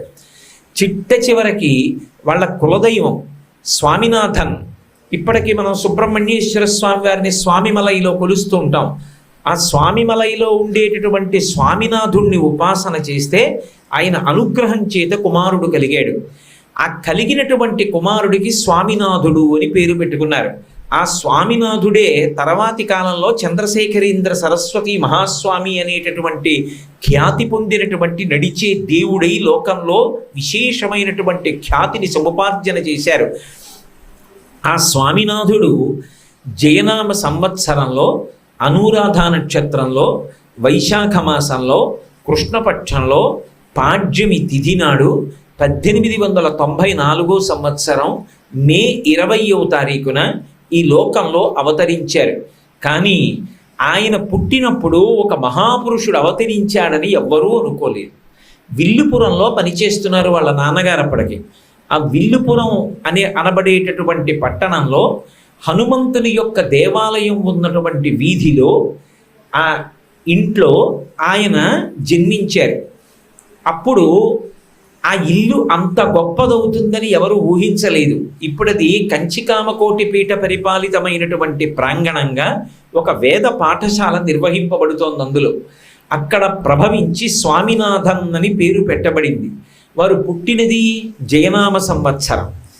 జయ జయ ఇది ఆమ్రీడితంగా 1కి 2 మాటలు ఎవరికి అన్వయం చేస్తారు అంటే శంకరాచార్యుల వారికి అన్వయం చేస్తారు. జయ జయ శంకర, హర హర శంకర అంటారు. ఇప్పటికీ శంకర జయంతి ఎక్కడైనా జరిపితే పెద్ద పెద్ద ప్రవచనాలు అక్కర్లేదు, సభలో అందరూ కూర్చుని జయ జయ శంకర, హరహర శంకర భజన చేస్తే చాలు అని ఒకప్పుడు కంచికామకోటి పీఠాధిపత్యం వహించిన చంద్రశేఖరేంద్ర సరస్వతి స్వామి వారే చెప్పారు. జయ జయ, వారు జయశీలు. శంకర భగవత్పాదుల జీవితంలో అపజయమన్న మాట ఇరుగరు. అందుకని జయ జయ శంకర, హరహర శంకర, ఎవరి పేరెత్తినంత మాత్రం చేత, ఎవరిని స్మరించినంత మాత్రం చేత పాపరాశి ధ్వంసమైపోతుందో అటువంటి స్థితిని పొందినవారు కాబట్టి జయ జయ శంకర, హరహర శంకర. మళ్ళీ ఆ శంకర భగవత్పాదులే అవతరించారు. అందుకే జయనామ సంవత్సరంలో పరమసాత్వికమైనటువంటి అనురాధ నక్షత్రంలో వైశాఖ శుక్ల పంచమి శంకర భగవత్పాదులు, వైశాఖ మాస కృష్ణపక్ష పాడ్యమి చంద్రశేఖరేంద్ర సరస్వతి మహాస్వామి వారు పంచానన లగ్నంలో పుట్టారు. పంచానన అన్న మాటకు అర్థం ఏంటంటే ఆననము అంటే ముఖం, 5 ముఖములు ఒకటైతే పంచానన లగ్నము అని బాహ్యార్థం. ఏ 5 ముఖములు? శంకరాచార్యుల వారి చుట్టూ 4 శిష్యులు కూర్చుని ఉంటారు. శిష్యులు ఒకటి గురువు ఒకటి కాదుగా, గురువే శిష్యుడు, శిష్యుడే గురువు. ఆత్మావై పుత్రనామాసి అన్నట్టే అయినప్పుడు ఈ 4 శిష్యులు గురువు కలిపి ఒకటై శంకరాచార్యుల వారు అవతార స్వీకారం చేసి మళ్ళీ భూమి మీద నడయాడితే చంద్రశేఖరేంద్ర సరస్వతి మహాస్వామి. అందుకే పంచానన లగ్నంలో వైశాఖ మాసంలో కృష్ణ ప్రతిపత్తి తిథి యందు మహానుభావుడు ఈ లోకంలో ఆవిర్భవించి స్వామినాథుడు అని పేరు ఉంచబడ్డారు. అందరూ పిల్లలు ఎలా ఆడుకుంటుంటారో చిన్నతనంలో ఆయన అలాగే ఆడుకుంటుండేవారు. ఆంగ్ల విద్య నేర్చుకునేవారు. యథార్థానికి వాళ్ళ నాన్నగారు సుబ్రహ్మణ్య శాస్త్రి గారి కోరిక ఏమిటంటే వాళ్ళ అబ్బాయి జిల్లా స్థాయిలో విద్యాశాఖాధికారి కావాలి, అది ఆయన కోరిక. మా అబ్బాయి జిల్లా స్థాయిలో విద్యాశాఖాధికారి అయినా ఇప్పుడు ఐఏఎస్ అంటున్నాం, ఆ రోజుల్లో ఐసిఎస్, మా వాడు ఐసిఎస్ ఆఫీసర్ అయినా నాకు అంతకన్నా ఇంకేం అక్కర్లేదు అని మురిసిపోతుండేవారు. పిల్లవాడు అపారమైనటువంటి గ్రహణ శక్తి కలిగినటువంటి వాడు, ఎంతో గొప్పగా చదువుకునేవాడు. ఆ పిల్లవాడు చిన్నతనంలో చదువుకుంటుండగా ఆ పాఠశాలని పర్యవేక్షించడానికి వచ్చినటువంటి విద్యాశాఖాధికారి ఈ పిల్లవాడు స్వామినాథన్ చదివినటువంటి చదువు, ప్రశ్నలు అడిగినప్పుడు జవాబులు చెప్పిన తీరుకి సంతోషించి ఒక తరగతిలో చదువుకుంటున్న పిల్లవాడిని ఆ తరగతి నుండి పై తరగతిలోకి ఉత్తీర్ణుడిని చేసేశాడు. అంటే అంతటి గ్రహణ శక్తి కలిగిన వారు చిన్నప్పటి నుంచి కూడా అంత బాగా విషయాన్ని ప్రతిపాదించేవారు. ఆలోచన యందు స్పష్టత చిన్నతనం నుంచి కూడా వారికి వెన్నతో పెట్టినటువంటి విద్య. దీనికి తోడు సంగీతాభ్యాసం చేశారు. ఎందుచేత అంటే స్వామినాథన్ యొక్క తండ్రి, స్వామినాథన్ అని నేను అన్నప్పుడల్లా పూర్వాశ్రమనామని చెప్తున్నాను అని మీరు గుర్తుపెట్టుకోవాలి. బాల్యం చెప్తున్నాను కాబట్టి స్వామినాథన్ అంటున్నాను. స్వామివారి యొక్క తండ్రి గారికి కూడా సంగీతం అంటే చాలా ఇష్టం. అది ఏది పాడనివ్వండి, ఆ పాడుతున్నటువంటి కీర్తన యొక్క భావాన్ని బాగా తెలుసుకుని ఆ భావంతో రమిస్తూ పాడుతుండేవారు. స్వామినాథన్కి కూడా చిన్నప్పటి నుంచి అదే అలవాటైంది. అందుకే తరువాతి కాలంలో పీఠాధిపత్యంలో ఉన్నప్పటికీ కూడా రాత్రి 1 గంటన్నర 2 గంటల సమయంలో వీణ వాయించేవారట. అలా వారు వీణ వాయిస్తుండగా వారు పర్ణశాలలో ఉండి వీణ వాయిస్తుంటే ఆ ద్వారం పక్కన నిలబడి చూసి సంతోషపడిపోయినటువంటి మహానుభావులు చంద్రమౌళీశ్వర శాస్త్రి గారు ఇక్కడే ఉన్నారు. ఆ వీణ వాయిస్తూ పొంగిపోయేవారు. చిన్న వీణ పట్టుకొని కామాక్షి పరదేవత పూజ అంతా పూర్తి చేశాక ఆ వీణ మీటుతూ చిన్న వీణని నాదోపాసన చేస్తుండేవారేమండి. ఆ నాదోపాసన చేస్తూ పరవశించిపోతూ ఉండేవారు. సుగుణాభిరాముడు చిన్నతనంలోనే ఎన్ని గుణములు, నిజంగా పువ్వుకి తావి అబ్బినట్టు అబ్బాయి. కానీ పిల్లవాడు చదువుకుంటున్నది ఒక క్రైస్తవ పాఠశాలలో చదువుకుంటుండేవారు. చిన్నతనంలో నాటకం వేసినప్పుడు కూడా ప్రిన్స్ ఆర్థర్ అనబడేటటువంటి పాత్ర ఒకటి నాటకంలో పోషించారు. ఇంగ్లీష్ చాలా బాగా చదివేవారు. సాయంకాలం అయ్యేటప్పటికీ ఆయనకి క్రికెట్ ఆట అంటే అంత ఇష్టం ఉండేది కాదు. అలాగే ఆ రోజులలో క్రికెట్ కాకపోతే ఫుట్బాల్ ఆడాలి. ఫుట్బాల్ ఆడడానికి ఆయన శరీర దారుఢ్యం సరిపోయేది కాదు. ఆయనకి పరమసున్నితంగా ఉండేటటువంటి చిన్న బంతి పట్టుకొని బ్యాడ్మింటన్ ఆడడం అంటే చాలా ఇష్టం. సూర్యాస్తమయం వరకు ఆడేవారు.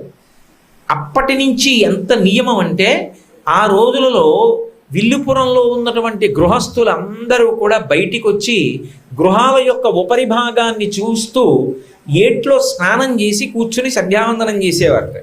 వీళ్ళు స్కూల్ నుంచి వెళ్ళి ఆడుకుంటున్నారుగా, అందుకని వాళ్ళందరూ సంధ్యావందనం చేసుకోవడానికి వచ్చే సమయానికి పాఠశాలలో చదువుకున్న బట్టలు విప్పి పక్కన పారేసి గోచీ పెట్టుకుని ఏట్లో దిగి స్నానం చేసి పెద్దవాళ్ళ దగ్గర విభూతి తీసుకుని పెట్టుకుని అక్కడే కూర్చుని సంధ్యావందనం చేసి ఇంకా వెళుతుంటే ఆడుకునేవారు, లేకుంటే ఇంటికి వెళ్ళిపోయేవారు. కానీ చదువంతా కూడా ఆంగ్ల మాధ్యమంలో జరిగింది. ఆంగ్లాన్ని ప్రధానం చేసుకుని చదివారు. అలా చదువుకుంటున్నటువంటి రోజుల్లోనే చిత్ర విచిత్రమైనటువంటి సంఘటనలు కొన్ని జరిగాయి. ఏదో ఆయన చిన్నతనంలో మాట్లాడుతుంటే పంచవన్నెల చిలుక అంటారు చూడండి, ఆ చిలక పలికితే ఎలా ఉంటుందో అంత అందంగా ఉండేవిట మాటలు. ఆవిడికి తరువాత 5 కుమారులు కలిగారు మహాలక్ష్మమ్మ గారికి. 5 కుమారుల్లో ఈ పిల్లవాడిని మాత్రం గిని గిని అని పిలిచేవారు. కన్నడ భాషలో గిని అంటే పంచవన్నెల చిలుక అని అర్థం. గిని గిని అని పిలుచుకుంటూ ఉండేవారు. మొట్టమొదటి వారు గణపతి శాస్త్రి గారు, రెండవ వారు స్వామినాథన్, మూడవ వారు సాంబమూర్తి శాస్త్రి గారు. సాంబమూర్తి శాస్త్రి గారు చాలా కాలం కంచకామకోటి పీఠానికి శ్రీకార్యం చేశారు. సాంబమూర్తి శాస్త్రి గారు తర్వాతి వారు సదాశివ శాస్త్రి గారు, 5వ వారు కృష్ణమూర్తి శాస్త్రి గారు. కృష్ణమూర్తి శాస్త్రి గారు ఋగ్వేదంలో దిట్ట. వారు ఇప్పుడు కంచికామకోటి పీఠాధిపత్యం వహిస్తున్న 69వ పీఠాధిపతులు జయేంద్ర సరస్వతి స్వామి వారికి ఋగ్వేదం నేర్పినటువంటి విద్వాంసులు. ఈ 5 కుమారుల తర్వాత ఒక్క ఆడపిల్ల పుట్టింది. ఆమెకు లలితాంబిక అని పేరు పెట్టారు. ఈ పిల్లవాణ్ణి, రెండవ పిల్లవాణ్ణి తల్లిదండ్రులు పరమ ప్రేమతో గిని గిని అంటే పంచవన్నెల చిలుక అని పిలుస్తుండేవారు ఆయన ముద్దు మాటలు విని. ఆయన చిన్నతనంలో ఒక విశేషం జరిగింది. తండ్రి గారు చిదంబరంలో జరిగేటటువంటి ఉత్సవం చూడ్డానికి బయలుదేరి వెడుతున్నారు. వెడుతుంటే ఈ పిల్లవాడు కూడా వెంటబడ్డాడు. స్వామినాథన్, నాన్నగారు నేను వస్తాను తిరణాలు చూడ్డానికి. తండ్రి గారు అన్నారు, వద్దురా, తిరణాలంటే చాలా ఒత్తిడిగా ఉంటుంది, చాలా విశేషంగా జనం ఉంటారు, అమ్మ రావట్లేదు, గబుక్కులు ఎక్కడైనా తప్పిపోతే ఇబ్బంది, వద్దన్నారు. కాదు వస్తానన్నాడు. సరే పిల్లవాడిని తీసుకుని చిదంబరం వెళ్ళారు. చిదంబరంలో తన స్నేహితుడి ఇంట్లో విడిది చేశారు. ఆ రోజు రాత్రి పిల్లవాడిని పడుకోబెట్టారు. ఏదో రాత్రి 10 అయితే తప్ప ఉత్సవం ప్రారంభం అవదు. పిల్లవాడిని పడుకోబెట్టి జో కొట్టారు. పిల్లవాడు గాఢ నిద్రలోకి వెళ్ళిపోయాడు. తీరా ఉత్సవం చూడడానికి వెళ్ళాలి. వెంటబడి వచ్చాడు ఉత్సవం చూస్తానని. లేపితే అమ్మ కావాలని ఏడుస్తాడు. అమ్మగారు రాలేదు. నిద్రలో ఉన్నాడు, లేపడం ఎందుకులే అని చెప్పి పిల్లవాడిని లేపకుండా సుబ్రహ్మణ్య శాస్త్రి గారు ఒక్కరూ ఉత్సవం చూడడానికి వెళ్ళారు. ఆ రోజు చిదంబరంలో కని విని ఎరుగనటువంటి అగ్ని ప్రమాదం జరిగింది. అగ్ని ప్రమాదంలో అందరూ చెల్లాచెదరైపోయారు. చెల్లాచెదరైపోవడంలో ఎందరో పిల్లల్ని తొక్కేశారు. సుబ్రహ్మణ్య శాస్త్రి గారు బ్రతుకు జీవుడా అని ఎలాగో అలా తన స్నేహితుడు ఇంటికి చేరారు. ఆశ్చర్యం ఏమిటంటే చిదంబరం రాకుండా ఇంటి దగ్గర ఉండిపోయినటువంటి మహాలక్ష్మమ్మ గారికి కల వచ్చింది. కలలో చిదంబరంలో అగ్ని ప్రమాదం జరిగిందని, పెద్ద తొక్కిసలాట అయిందని కనపడింది. ఆవిడ తుళ్ళుపడి లేచి తనకి అత్యంత ముద్దుల పట్టి పిల్లవాడికి ఏమైందో అని ఇక నిద్ర పట్టగా భగవన్నామని చెప్పుకుంటూ కూర్చున్నాడు. బహుశः ఆ నామ సంకీర్తనం, ఆ నామ వైభవమే స్వామినాథన్ని రక్షించింది. తెల్లవారేటప్పటికీ పెరుగు అమ్మేటటువంటి అవ్వ వచ్చింది. ఆవిడ వార్తలన్నీ సేకరించి పట్టుకొస్తుండేది. ఆవిడ వస్తూనే, అమ్మ విన్నారా, రాత్రి చిదంబరంలో పెద్ద అగ్ని ప్రమాదం జరిగిందిట అన్నారు. తర్వాత రైల్లో కూరగాయలు అమ్మేవాళ్ళు కూరగాయల బుట్టలు పట్టుకుని వచ్చి చిదంబరంలో పెద్ద అగ్ని ప్రమాదం జరిగింది, తొక్కిసలాట జరిగింది, ఎందరో శరీరం వదిలిపెట్టేశారని చెప్పారు. ఆవిడ పిల్లవాడి కోసం బెగ్గబెట్టేసుకున్నారు. ఈలోగా భర్త గారు పిల్లాన్ని ఎత్తుకుని ఇంటికి వస్తున్నారు. ఆవిడ చూసి మురిసిపోయి కళ్ళంబట ఆనందాభాష్పాలు కారుస్తూ పిల్లాన్ని గట్టిగా కౌగిలించేసుకుని, నాన్న ఇంక నేను నిన్ను ఎప్పుడు జీవితంలో విడిచిపెట్టనురా అన్నారు. ఆ విడిచిపెట్టనురా అన్న తల్లి అనుకోకుండా తన ప్రమేయం లేకుండా 13వ ఏట మన కోసం ఆ పిల్లవాడిని కంచికామకోట పీఠానికి ఇచ్చేసి ఇక జీవితంలో పిల్లవాడిని చూడడానికి అవకాశం లేకుండా పక్కకి తప్పుకున్నారు. మహాలక్ష్మమ్మ గారి పేరు చెప్తే నిజంగా మనందరం కూడా 2 చేతులు కైమూడ్చి నమస్కరించాలి మహాతల్లికి. అటువంటి కొడుకుని పీఠాధిపత్యానికి ఇచ్చి ఇంతమందికి మార్గదర్శనం చేయించింది ఆ తల్లి. ఆ పిల్లవాడు చూశారు. మరి పెద్దవారైన తర్వాత వారు జగద్గురువులు మీరు అంటే జగత్తు నాకు గురువు అన్నారు. యథార్థం. ఎవ్వరికీ రానటువంటి చిత్ర విచిత్రమైన ఆలోచనలన్నీ చిన్నతనంలో ఆయనకే వస్తుండేవి. ఆయన చెప్పుకున్నారు పెద్దవారైన తర్వాత. ఆయన చాలా చిన్న పిల్లవాడిగా ఉండగా పక్కింటి వాళ్ళు తాళం వేసి ఏదో ఊరు వెళ్ళారు.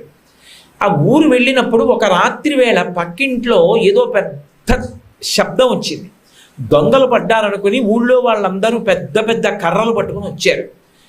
కర్రలు పట్టుకొచ్చి అరిస్తే లోపల ఉన్న దొంగలు చప్పుడు చేయకుండా ఉండాలి, కానీ చప్పుడు ఎక్కువైపోతుంది. ఏమిటి చప్పుడు ఎక్కువైపోతోంది, ఏం జరుగుతోందని తాళం బదలగొట్టి లోపలికి వెళ్ళారు. ఆ ఇంటి యజమానులు ఊరు వెళ్ళిపోయే ముందు బెల్లం పానకం ఓ చెంబులో, ఇరుకైనటువంటి మూతి కలిగిన చెంబులో పానకం కలుపుకొని పాత్రలో పోసుకొని తాగి చెంబు వదిలిపోయారు. రాత్రి పిల్లి ఇంట్లోకి వెళ్ళింది. ఇంట్లోకి వెళ్ళి బెల్లం వాసనకి ఎలాగో అలా దాని ముఖాన్ని దూర్చేసి ఆ పానకం మిగిలిపోయిన బెల్లం నాకేసింది. ముఖం విడిపించుకుందామంటే ఆ చెంబులోంచి ఊడి పడలేదు దానికి. అప్పుడు దానికి కంగారు వచ్చింది. కంగారు వచ్చి ఆ చెంబుతోటే పరిగెత్తడం మొదలెట్టింది. ఆ పరిగెత్తడంలో చెంబెళ్ళి బిందెలకి పాత్రలకి కొట్టుకుని కింద పడిపోతున్నాయి, చప్పుడవుతోంది. అయ్యే కొద్దీ దానికి భయం ఎక్కువైపోతుంది, ఇంకా ఇంకా పరిగెడుతోంది. దొంగలు పడ్డారని అందరూ అనుకున్నారు. ఊరంతా లేచిపోయింది. తీరా లోపలికి వెళ్ళి చూసేటప్పటికి పిల్లి పానకం పాత్రలో ముఖాన్ని పెట్టింది. అప్పుడు జాగ్రత్తగా ఒకడు పానకం పాత్ర పట్టుకున్నాడు, ఇంకో నలుగురు పిల్లిని పట్టుకుని టక్కన లాగేస్తే బొర్ర ఊడిపోతుందని మెల్లగా ఆ ముఖాన్ని దాంట్లోంచి విడిపించి పిల్లిని వదిలేశారు. అందరు అన్నారు, దిక్కుమాలిన పిల్లి రాత్రి అందరికీ నిద్రాభంగం చేసింది అన్నారు. ఈ పిల్లవాడు స్వామినాథన్ చాలా చిన్నవాడు. ఆయన పడుకుని అనుకున్నారు, ఓహో ఈ పిల్లి ఆ అడుగున ఉండిపోయిన బెల్లం పాక నాకాలన్న ఆశతో కదూ అందులో తలపెట్టి ఇరుక్కుపోయింది. మనిషి జీవితంలో ఎక్కడ దేనికి ఇరుక్కుపోయినా కారణం ఆశ కదూ. ఆశ మనిషిని ఎంత ఇరుక్కుపోయేటట్టు చేస్తుంది అని అనుకున్నారు. తర్వాత వారికి 90 ఏళ్ళు వచ్చిన తర్వాత ఉత్తర భారతదేశంలో యాత్రలో ఉండగా ఇదే సందర్భం జరిగింది.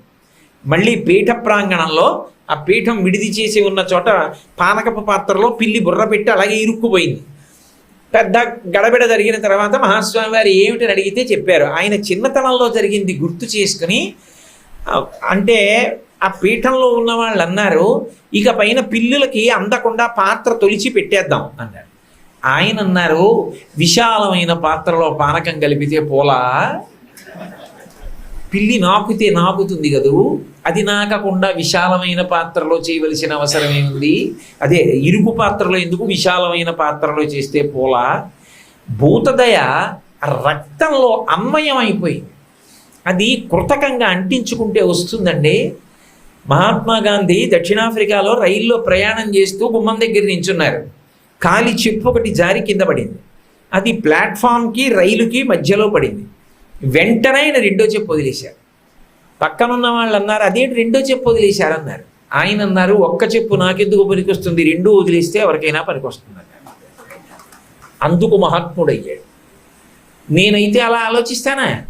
ఆ ఒక్క చెప్పు అట్టే పెట్టుకుని రైలు వెళ్ళిపోయిన తర్వాత ఏడి చేతలు పారేస్తాను, అప్పుడు ఎవరికీ పనికిరాదు. గాంధీ గారు అయితే వెంటనే చెప్పు వదిలిపెట్టాడు. మహాత్ముల యొక్క జీవితం అలా ఉంటుంది. అలా చిన్నతనంలో వారి చేతులకి మురుగులు వేశారు వాళ్ళ అమ్మగారు. వేస్తే కొంచెం అవి వదులు చేయవలసి వచ్చింది. ఓ రోజున పెద్ద టీవీగా వీధిలో కూర్చుని చిన్న కుర్చీలో కాళ్ళు ఆడిస్తూ కూర్చున్నారు. అటుగా వెళ్ళిపోతున్నాడు ఒక దొంగ. చూశాడు, పిల్లవాడు ఒక్కడే కూర్చున్నాడు, చేతులకి బంగారు మురుగులు ఉన్నాయి. దగ్గరికి వచ్చాడు.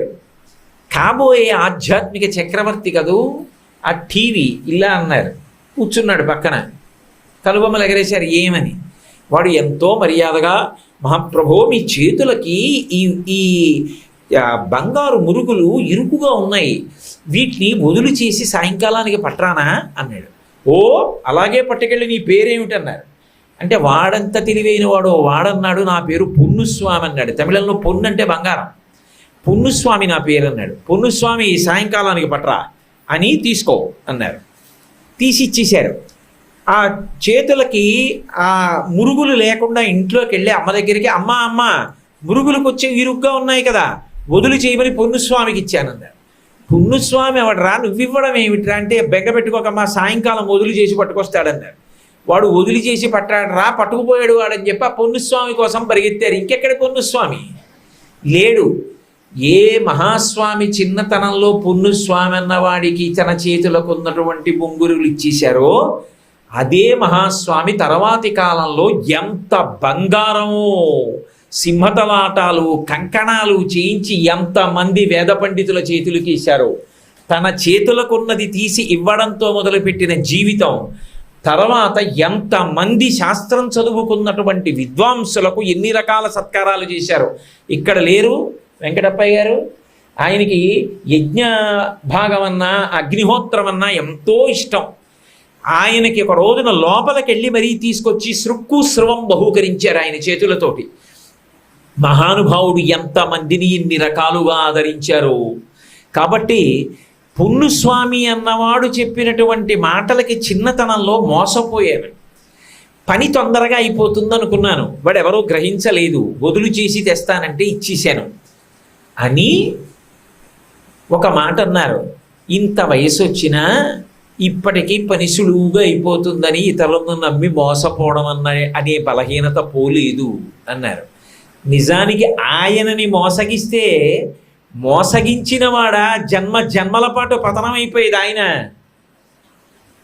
మోసం చెయ్యడం, మాట తప్పడం, పిల్లాడు కదా అని దోషం చెయ్యడం ఎంత ప్రమాదానికి ఎడుతుందో చెప్పకుండా చెప్పేవారు. చిన్నతనంలో ఇన్ని విశేషాలు. సుబ్రహ్మణ్య శాస్త్రి గారికి వెంకట్రామయ్య గారని ఒక స్నేహితుడు ఉండేవారు. ఈ పిల్లవాడు బాగా చదువుకునేవాడు. కానీ ఈ పిల్లవాడికి ఒక చిన్న అలవాటు ఉండేది. కంచికామకోటి పీఠాధిపత్యం వహించిన 66వ స్వామివారి పేరు కూడా చంద్రశేఖరేంద్ర సరస్వతి స్వామివారే. ఆయనంటే ఈ పిల్లాడికి చాలా ఇష్టం. అస్తస్తమానం ఆ స్వామివారి దగ్గరికి వెళ్ళేవారు. ఆయనకి ఏమీ ద్వేషం లేదు, కానీ ఈ పిల్లవాడు మెల్లిగా ఇలా ఆధ్యాత్మికతకు అలవాటు పడిపోతే బాగా చదువుకుంటున్న వాడి చదువు పాడైపోతుందేమో, వీడికి చదువు బాగా వస్తుందా అడగాలనుకున్నారు. అనుకుని స్నేహితుడి దగ్గరికి తీసుకెళ్ళి పిల్లవాడి జాతకం చూపించి వీడి బాగా చదువుకుంటాడా చెప్పమన్నారు. ఆయన పిల్లవాడి జాతకం అంతా చూసి పిల్లవాడు కాళ్ళు కడుక్కొచ్చాడు రా అన్నారు. వచ్చాడు అన్నారు. ఒక్కసారి ఆ కాళ్ళు పైకెత్తు అని కాళ్ళ కింద చూశారు. చూసి ఒక చెంబుతో మళ్ళీ నీళ్లు తెప్పించి ఆ పిల్లవాడి కాళ్ళు కడుగుతున్నారు. తండ్రి గారు సుబ్రహ్మణ్య శాస్త్రి గారు పరిగెత్తుకొచ్చి అయ్యో అయ్యో అయ్యో పిల్లవాడి కాళ్ళు కడుగుతున్నావు, ఆయుక్షీణం కదరా అన్నారు. ఉరేయి ఆ పాదాలు చూసావురా, ఆ జాతకం చూసావురా, యావత్ ప్రపంచం మోకరిల్లుతుందిరా ఈయన ముందు. రాబో కాలంలో ఆయన దర్శనం అయితే చాలంటుందిరా, ఆయన పాదాలు కనపడితే చాలంటుందిరా, ఆయన మాట వినబడితే చాలంటుందిరా. మహాత్ముడు పుట్టాడు రా నీ కడుపున. నేను పెద్దవాడిని అయిన తర్వాత ఆ పాదాలు నాకు దొరుకుతాయిరా, నేను పట్టుకోగలనా, నేను కడగగలనా, నా అదృష్టం రా, ఇప్పుడే కడుగుతాను చూడరా, అరికాళ్లలో శంఖచక్రాలు ఉన్నాయిరా ఆయనకి అని చెంబుతో నీళ్లు తెప్పించి ఆనంద భాష్పాలతో ఆ చిన్న పిల్లవాడిని ఎత్తుబల్ల మీద కూర్చోబెట్టి కాళ్ళు కడిగి ఆ నీళ్లు తన శిరస్సును ప్రోక్షించుకున్నారు. ఎంతటి వారికి ఎక్కడో ఆభిముఖ్యం ఉంటుంది, అది నివురు కప్పిన నిప్పులా ఉంటుంది, బయట పడదు. అది ఆ సందర్భం రావాలి, ఆ సమయం రావాలి. ఆ సమయం వచ్చినప్పుడు ఒక్కసారి పైకి ఉద్భుతమవుతుంది. ఈ పిల్లవాడు ఇంత చిన్నవాడు. అప్పటికి 66వ పీఠాధిపతి పేరు చంద్రశేఖరేంద్ర సరస్వతి స్వామివారు. వారు చాలా ప్రాయంలో ఉన్నారు, వారేం వృద్ధులు కారు.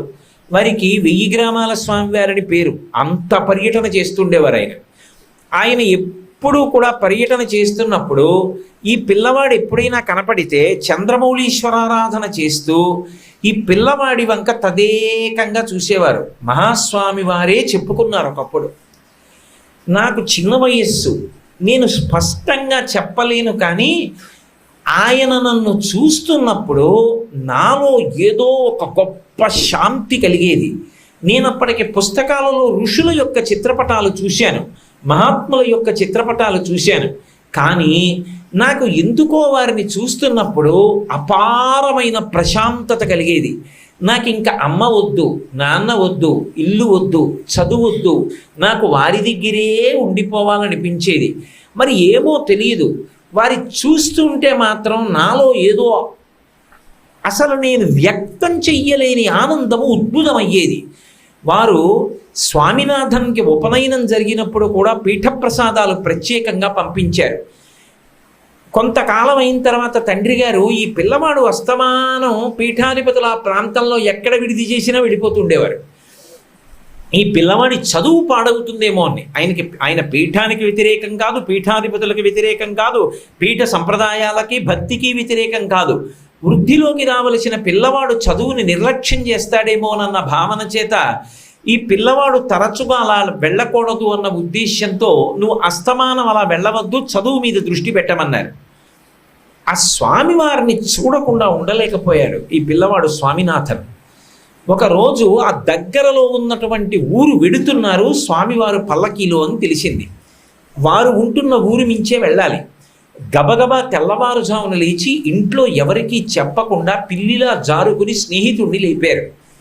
లేపి గబగబా వచ్చారు. వచ్చి నిలబడ్డారు.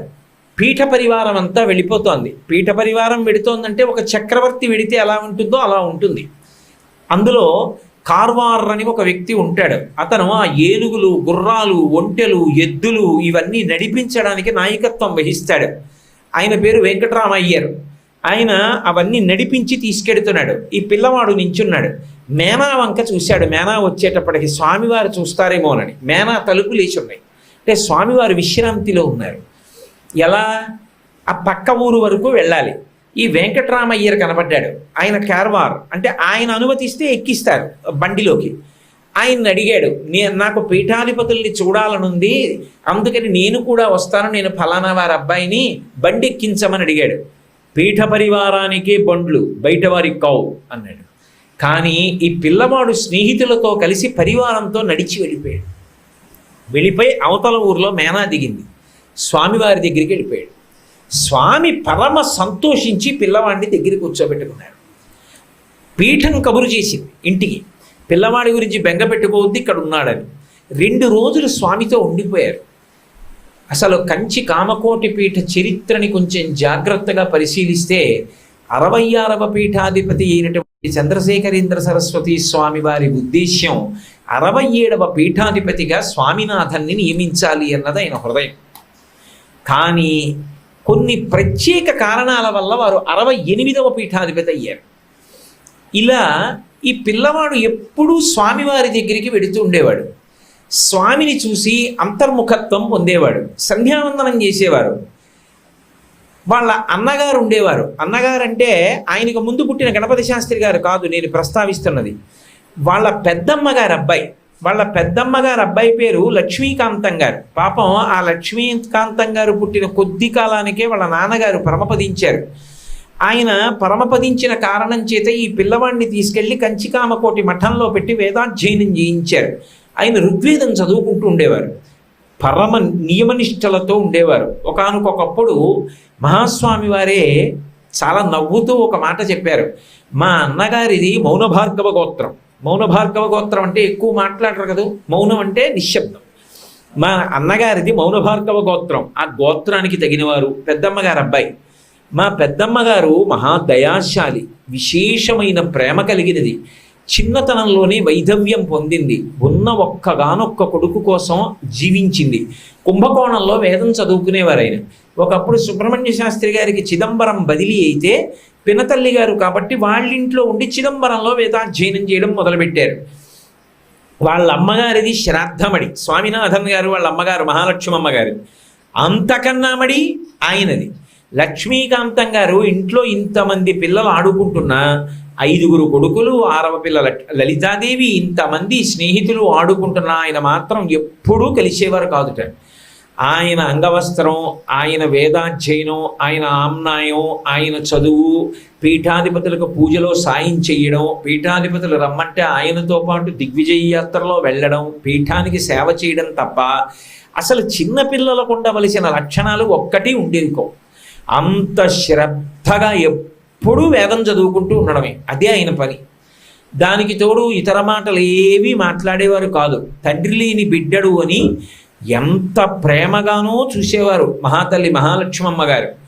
అటువంటి లక్ష్మీకాంతం గారు 66వ పీఠాధిపతి అయినటువంటి చంద్రశేఖరేంద్ర సరస్వతి స్వామి వారు చంద్రమౌళీశ్వరారాధన చేసేటప్పుడు పక్కన ఉండి సహాయం చేసేవారు. దానివల్ల అసలు పీఠంలో ఉండేటటువంటి మహాత్రిపుర సుందరి, అలాగే ఆ చంద్రమౌళీశ్వరుడు, అక్కడ ఉండేటటువంటి గణనాథులు ఎలా పూజ చెయ్యాలి, ఆ పూజా క్రమం ఏమిటి, పూజ చేసేటప్పుడు ఎలా అనుసంధానం అవ్వాలి, ఈ విషయాలన్నీ బాగా పట్టుకున్నారు. పీఠంతో ఎలా ప్రవర్తించాలి, పీఠానికి వచ్చే వాళ్ళతో ఎలా ఉండాలి, ఇవన్నీ బాగా అలవాటయ్యాయి. కానీ 66వ పీఠాధిపతులైనటువంటి చంద్రశేఖరేంద్ర సరస్వతి స్వామి వారికి లక్ష్మీకాంతం గారికి పీఠాధిపత్యం ఇవ్వాలన్న ఆలోచన మాత్రం లేదు. బహుశः తల్లిగారికి ఒక్కగానొక్క కుమారుడు సన్యాసాశ్రమం ఇచ్చేస్తే పాపం ఆవిడ ఏమైపోతుందనుకున్నారో ఏమో, ఈయనకి పీఠాధిపత్యం ఇవ్వాలనుకోలేదు, సన్యాస దీక్ష ఇవ్వాలనుకోలేదు. కానీ ఒకప్పుడు ఒక ఆశ్చర్యకరమైనటువంటి సంఘటన జరిగింది. ఈయన అంటే నా ఉద్దేశం 66వ పీఠాధిపతి అయిన. అస్తమానం అలా ఎందుకంటున్నానంటే, నేను ఎవరి గురించి ప్రధానంగా ప్రసంగం చేస్తున్నానో ఆ చంద్రశేఖరేంద్ర సరస్వతి స్వామి వారు అని మీరు పొరపాటు పడకూడదు అని నా ఉద్దేశం. 66వ పీఠాధిపతులైనటువంటి చంద్రశేఖరేంద్ర సరస్వతి స్వామి వారు ఈ గ్రామాలని విశేషంగా పర్యటించిన కారణం చేత ఎక్కడ ఏ పొరపాటున ఆహార స్వీకారం జరిగిందో, దోమ కరిచిందో, నీళ్లు తాగారో ఆయనకి విశేషమైన జ్వరం వచ్చింది. ఆ జ్వరం మెల్లిగా మశూచి వ్యాధిగా మారిపోయింది. మశూచి వ్యాధి వస్తే ఆ రోజుల్లో ఉన్నటువంటి బ్రిటిష్ ప్రభుత్వ నియమం ప్రకారం ఎవ్వరూ వెళ్ళి ముట్టుకోకూడదు కూడా. మశూచి వ్యాధి వచ్చింది కాబట్టి ఆయన శరీర త్యాగం చేసేస్తారు, బ్రహ్మీభూతులు అయిపోతారు, దేహత్యాగం చేస్తారు అన్నది రూఢమైపోయింది. ఆయన పీఠంలో పరివారాన్ని పిలిచి సుబ్రహ్మణ్య శాస్త్రి గారికి కబురు చేసి వెంటనే గినిని పిలిపించండి అన్నారు. ఆయన ఉద్దేశ్యం ఈ స్వామినాథన్కి సన్యాసం ఇవ్వాలి. కానీ పీఠ పరివారం అన్నారు, ఆ పిల్లవాడు ఆంగ్ల భాషలో చదువుకున్నాడు, పైగా అతనికి ఏమీ శాస్త్ర ప్రవేశం లేదు. ఇంట్లో లక్ష్మీకాంతం గారు చదువుకుంటున్నప్పుడు వినికిడి చేత వచ్చినటువంటి వేదపాఠంలో కొన్ని సూక్తములే తప్ప అతనికి వేదం కూడా ఏమీ తెలియదు, శాస్త్రం తెలియదు. అటువంటి పిల్లవాడికి పీఠాధిపత్యం ఇస్తే అకస్మాత్తుగా పైగా గురువు గారు ఉండే అవకాశం లేదు, దేహత్యాగం చేసేస్తున్నారు, మశూచి వ్యాధి ప్రబలిపోయింది, తెలిసిపోతోంది, వెళ్ళిపోతారని. ఎలా పీఠాన్ని నిర్వహిస్తాడు అని అడిగితే, ఇంతమందిని కాదు అని పీఠాధిపత్యం ఇస్తే చిన్న పిల్లవాడు ఏ ఇబ్బంది పడిపోతాడోనని అలవాటు పడినవాడు, మీకు దగ్గర ఉన్నవాడు, పీఠంలో పూజ తెలిసున్నవాడు, పీఠ పరివారంతో సంబంధం ఉన్నవాడు కాబట్టి ఆయనకి అన్నగారే కాబట్టి లక్ష్మీకాంతం గారికి పీఠాధిపత్యం ఇమ్మన్నారు. వెంటనే ఆయనకి సన్యాసాశ్రమం ఇచ్చారు. ఇచ్చి సన్యాసనామంగా యోగపట్ట మహాదేవేంద్ర సరస్వతి అని పేరిచ్చారు. మహాదేవేంద్ర సరస్వతి 66వ పీఠాధిపతికి ముందున్న పీఠాధిపతుల్లో ఒక పేరు. ఆ పేరు ఈయనకి ఇచ్చారు. 67వ పీఠాధిపతి లక్ష్మీకాంతం గారు పీఠాధిపతులు అయ్యారు. ఆయనతో పరివారం చెప్పారు, మీకు పీఠాధిపత్యం ఇచ్చారు, మీరు పీఠ పూజ చెయ్యండి, చంద్రమౌళీశ్వరారాధన చెయ్యండి, త్రిపుర సుందరి పూజ చెయ్యండి, గురువు గారి దగ్గరికి వెళ్ళకండి, గురువు గారు ఉన్న గదిలోకి వెళ్ళొద్దు, గురువు గారిని ముట్టుకోవద్దు. ఎందుచేత అంటే మశూచి అంటువ్యాధి అంటుకుంటుంది. అకస్మాత్తుగా ఎవరూ ఊహించని రీతిలో మహాదేవేంద్ర సరస్వతి స్వామి వారు అన్నారు, నా శరీరమే పడిపోని, నాకు గురుసేవ కన్నా గొప్పది లేదు, నేను గురుసేవ చేసి తీరుతాను.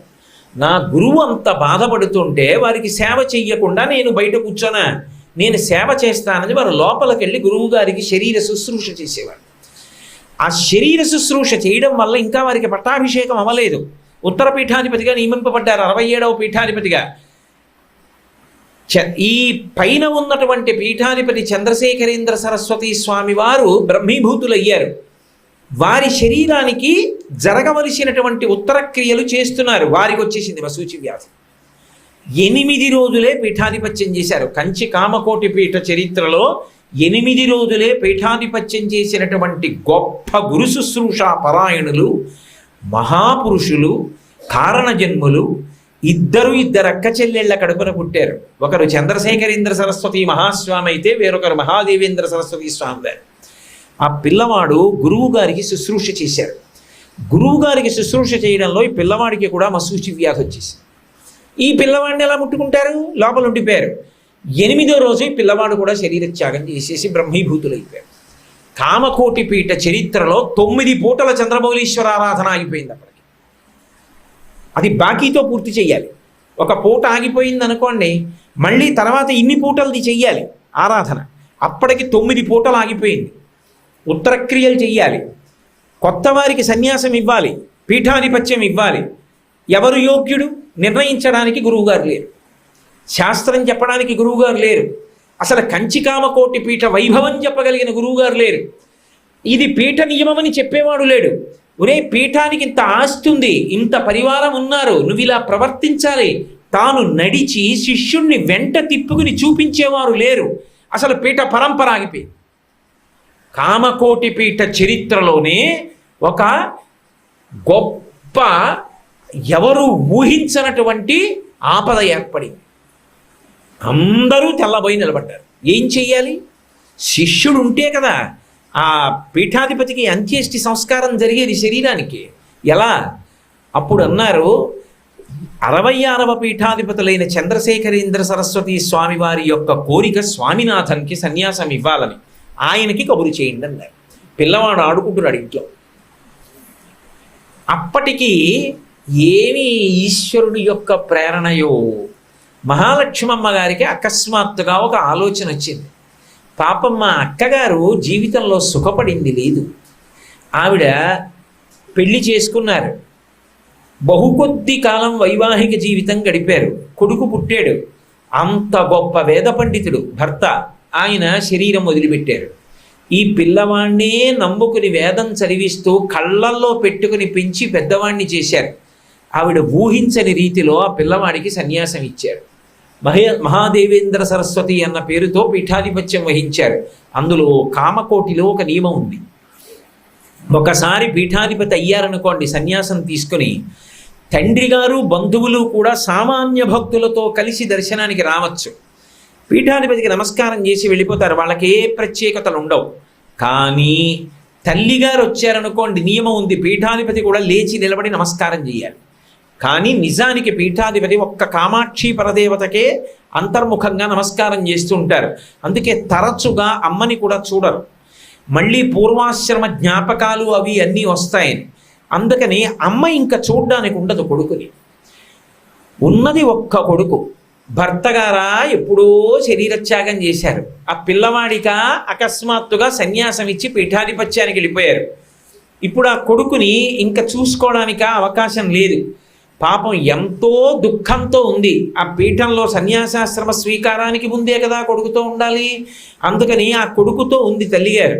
అయ్యో, మా అక్కగారు పాపం ఇంత దుఃఖంలో ఉంది, మా అక్కని ఒక్కసారి పరామర్శ చేసి ఓదార్పు మాటలు పలికి వస్తాను, నేను వెడతానండి అని మహాలక్ష్మమ్మ గారు తన భర్త గారైన సుబ్రహ్మణ్య శాస్త్రి గారిని అనుమతి అడిగారు. ఆయన అన్నారు, నేను వద్దును, నాకు కొడుకు వరసేగా, పీఠాధిపతి అయ్యాడు, కానీ నాకు ఉద్యోగపరంగా చాలా ముఖ్యమైన పని ఉంది, అందుకని నేను రావడం కుదరదు. మీరు రైలులో కంచి వెళ్ళండి, కంచి నుంచి పీఠం వారి బండ్లు వస్తాయి, ఆ బళ్ళల్లో కంచి వెళ్ళండి. కలవైలో జరుగుతోంది ఇదంతా. కంచికి కొంత దూరంలోనే ఉంటుంది కలవై. కలవై అంటే జీవబ్రహ్మయ్య యొక్క కలయిక అని ఒక అర్థం. కాబట్టి ఆ కలవై వెళ్ళండి, మీ అక్కగారిని ఓదార్చి రండి. ఎలాగో వెడుతున్నావుగా, పిల్లల్ని కూడా తీసుకెళ్ళన్నారు. స్వామినాథన్ కూడా బయలుదేరాడు. వాళ్ళందరూ బయలుదేరి కాంచీపురం వచ్చారు. ఆవిడికి తెలియదు మహాలక్ష్మమ్మ గారికి. మునిస్వామి మొదలియారని ఆ రోజుల్లో కామకోటి పీఠంలో పెద్ద మేస్త్రి. ఆయన గుర్రబండి తోలుకొచ్చాడు. తోలుకొచ్చి సుబ్రహ్మణ్యేశ్వర స్వామి వారి యొక్క క్షేత్రం ఉంది కదూ, అటు ఏకాంబరేశ్వరుడికి ఇటు కామాక్షికి మధ్యలో ఉంటాడు సుబ్రహ్మణ్యుడు, కుమారకోష్టం అని. అందుచేత మూడు కలిపితే కాంచీపురంలో అదో విచిత్రమైనటువంటి రీతిలో ఆ కుమారస్వామితో కలిసి ఉన్నటువంటి సుబ్రహ్మణ్యుడు, అదే కుమారస్వామితో కలిసి ఉన్నటువంటి పార్వతీ పరమేశ్వరుడు. అటువంటి దర్శనం చేస్తే చాలు అంటారు పెద్దలు. అదిగో అటువంటి స్థితిలో ఆ కుమారకోష్టంలో స్వామినాథన్ అక్కడ ఉన్నటువంటి పుష్కరిణిలో స్నానం చేసి సంధ్యావందనం చేసుకుంటున్నాడు. మహాలక్ష్మమ్మ గారు అనుకున్నారు, బండి వచ్చింది, ఓహో మా అక్కగారి తాలూకా వాళ్ళు మా చెల్లెలు వచ్చిందంటే బండి పంపించి ఉంటారని ఎక్కబోతున్నారు. ఆ వచ్చినటువంటి మునిరత్నం మొదలియారు అనబడేటటువంటి పెద్ద మేస్త్రి అన్నాడు, అమ్మా మీ అందరికీ కాదు, మీకు వేరే బండి ఉందమ్మా, ఈ పిల్లాన్ని చాలా తొందరగా తీసుకెళ్ళాలి, అందుకని ఒక్క స్వామినాథన్నే బండి ఎక్కించండి, తొందరగా వెళ్ళిపోవాలమ్మా కలవయ్యి అన్నారు. ఆవిడ అనుకున్నారు, ఇదేమిటి మధ్యలో వీడిందుకు, ముక్కు పచ్చలారనివాడు, 13 ఏళ్ల పిల్లాడు, 3 పూట్ల అన్నం తినేవాడు, ఓహో వీళ్ళ అన్నగారు సన్యాసాశ్రమం స్వీకరించి పీఠాధిపతి అయ్యారుగా, చిన్నవారుగా, చిదంబరంలో చదువుకున్నప్పుడు ఇద్దరికి సఖ్యంగా ఏదో తమ్ముడు పక్కన ఉంటాడు, పీఠం పట్ల పీఠాధిపతి పట్ల గౌరవం ఉన్నవాడని పిలిపించారేమో అనుకున్నారు. అప్పటికే కామకోటి పీఠం వారు తంతి ద్వారా సుబ్రహ్మణ్య శాస్త్రి గారి యొక్క అనుమతి తీసేసుకున్నారు పిల్లాడికి సన్యాసం ఇవ్వడానికి. కాబట్టి పిల్లవాడిని గుర్రబండి ఎక్కించి తీసుకెడుతూ పిల్లవాడు ఏదో ఆడుకుంటున్నాడు బండిలో, ఏం తెలుసు వాడికి, సంతోషంగా ఆడుకుంటున్నాడు. ఈ మునిస్వామి మొదలియారు అన్న పెద్ద మేస్త్రి గుర్రబండి తోలుతూ వెనక్కి తిరిగి అన్నాడు, స్వామి ఇక మీరు వెనక్కి వెళ్ళరు, ఇదే చివరిసారి మీరు ఈ ఊరి నుంచి రావడం, మీరు కంచికామకోటి పీఠాధిపతులు కాబోతున్నారు.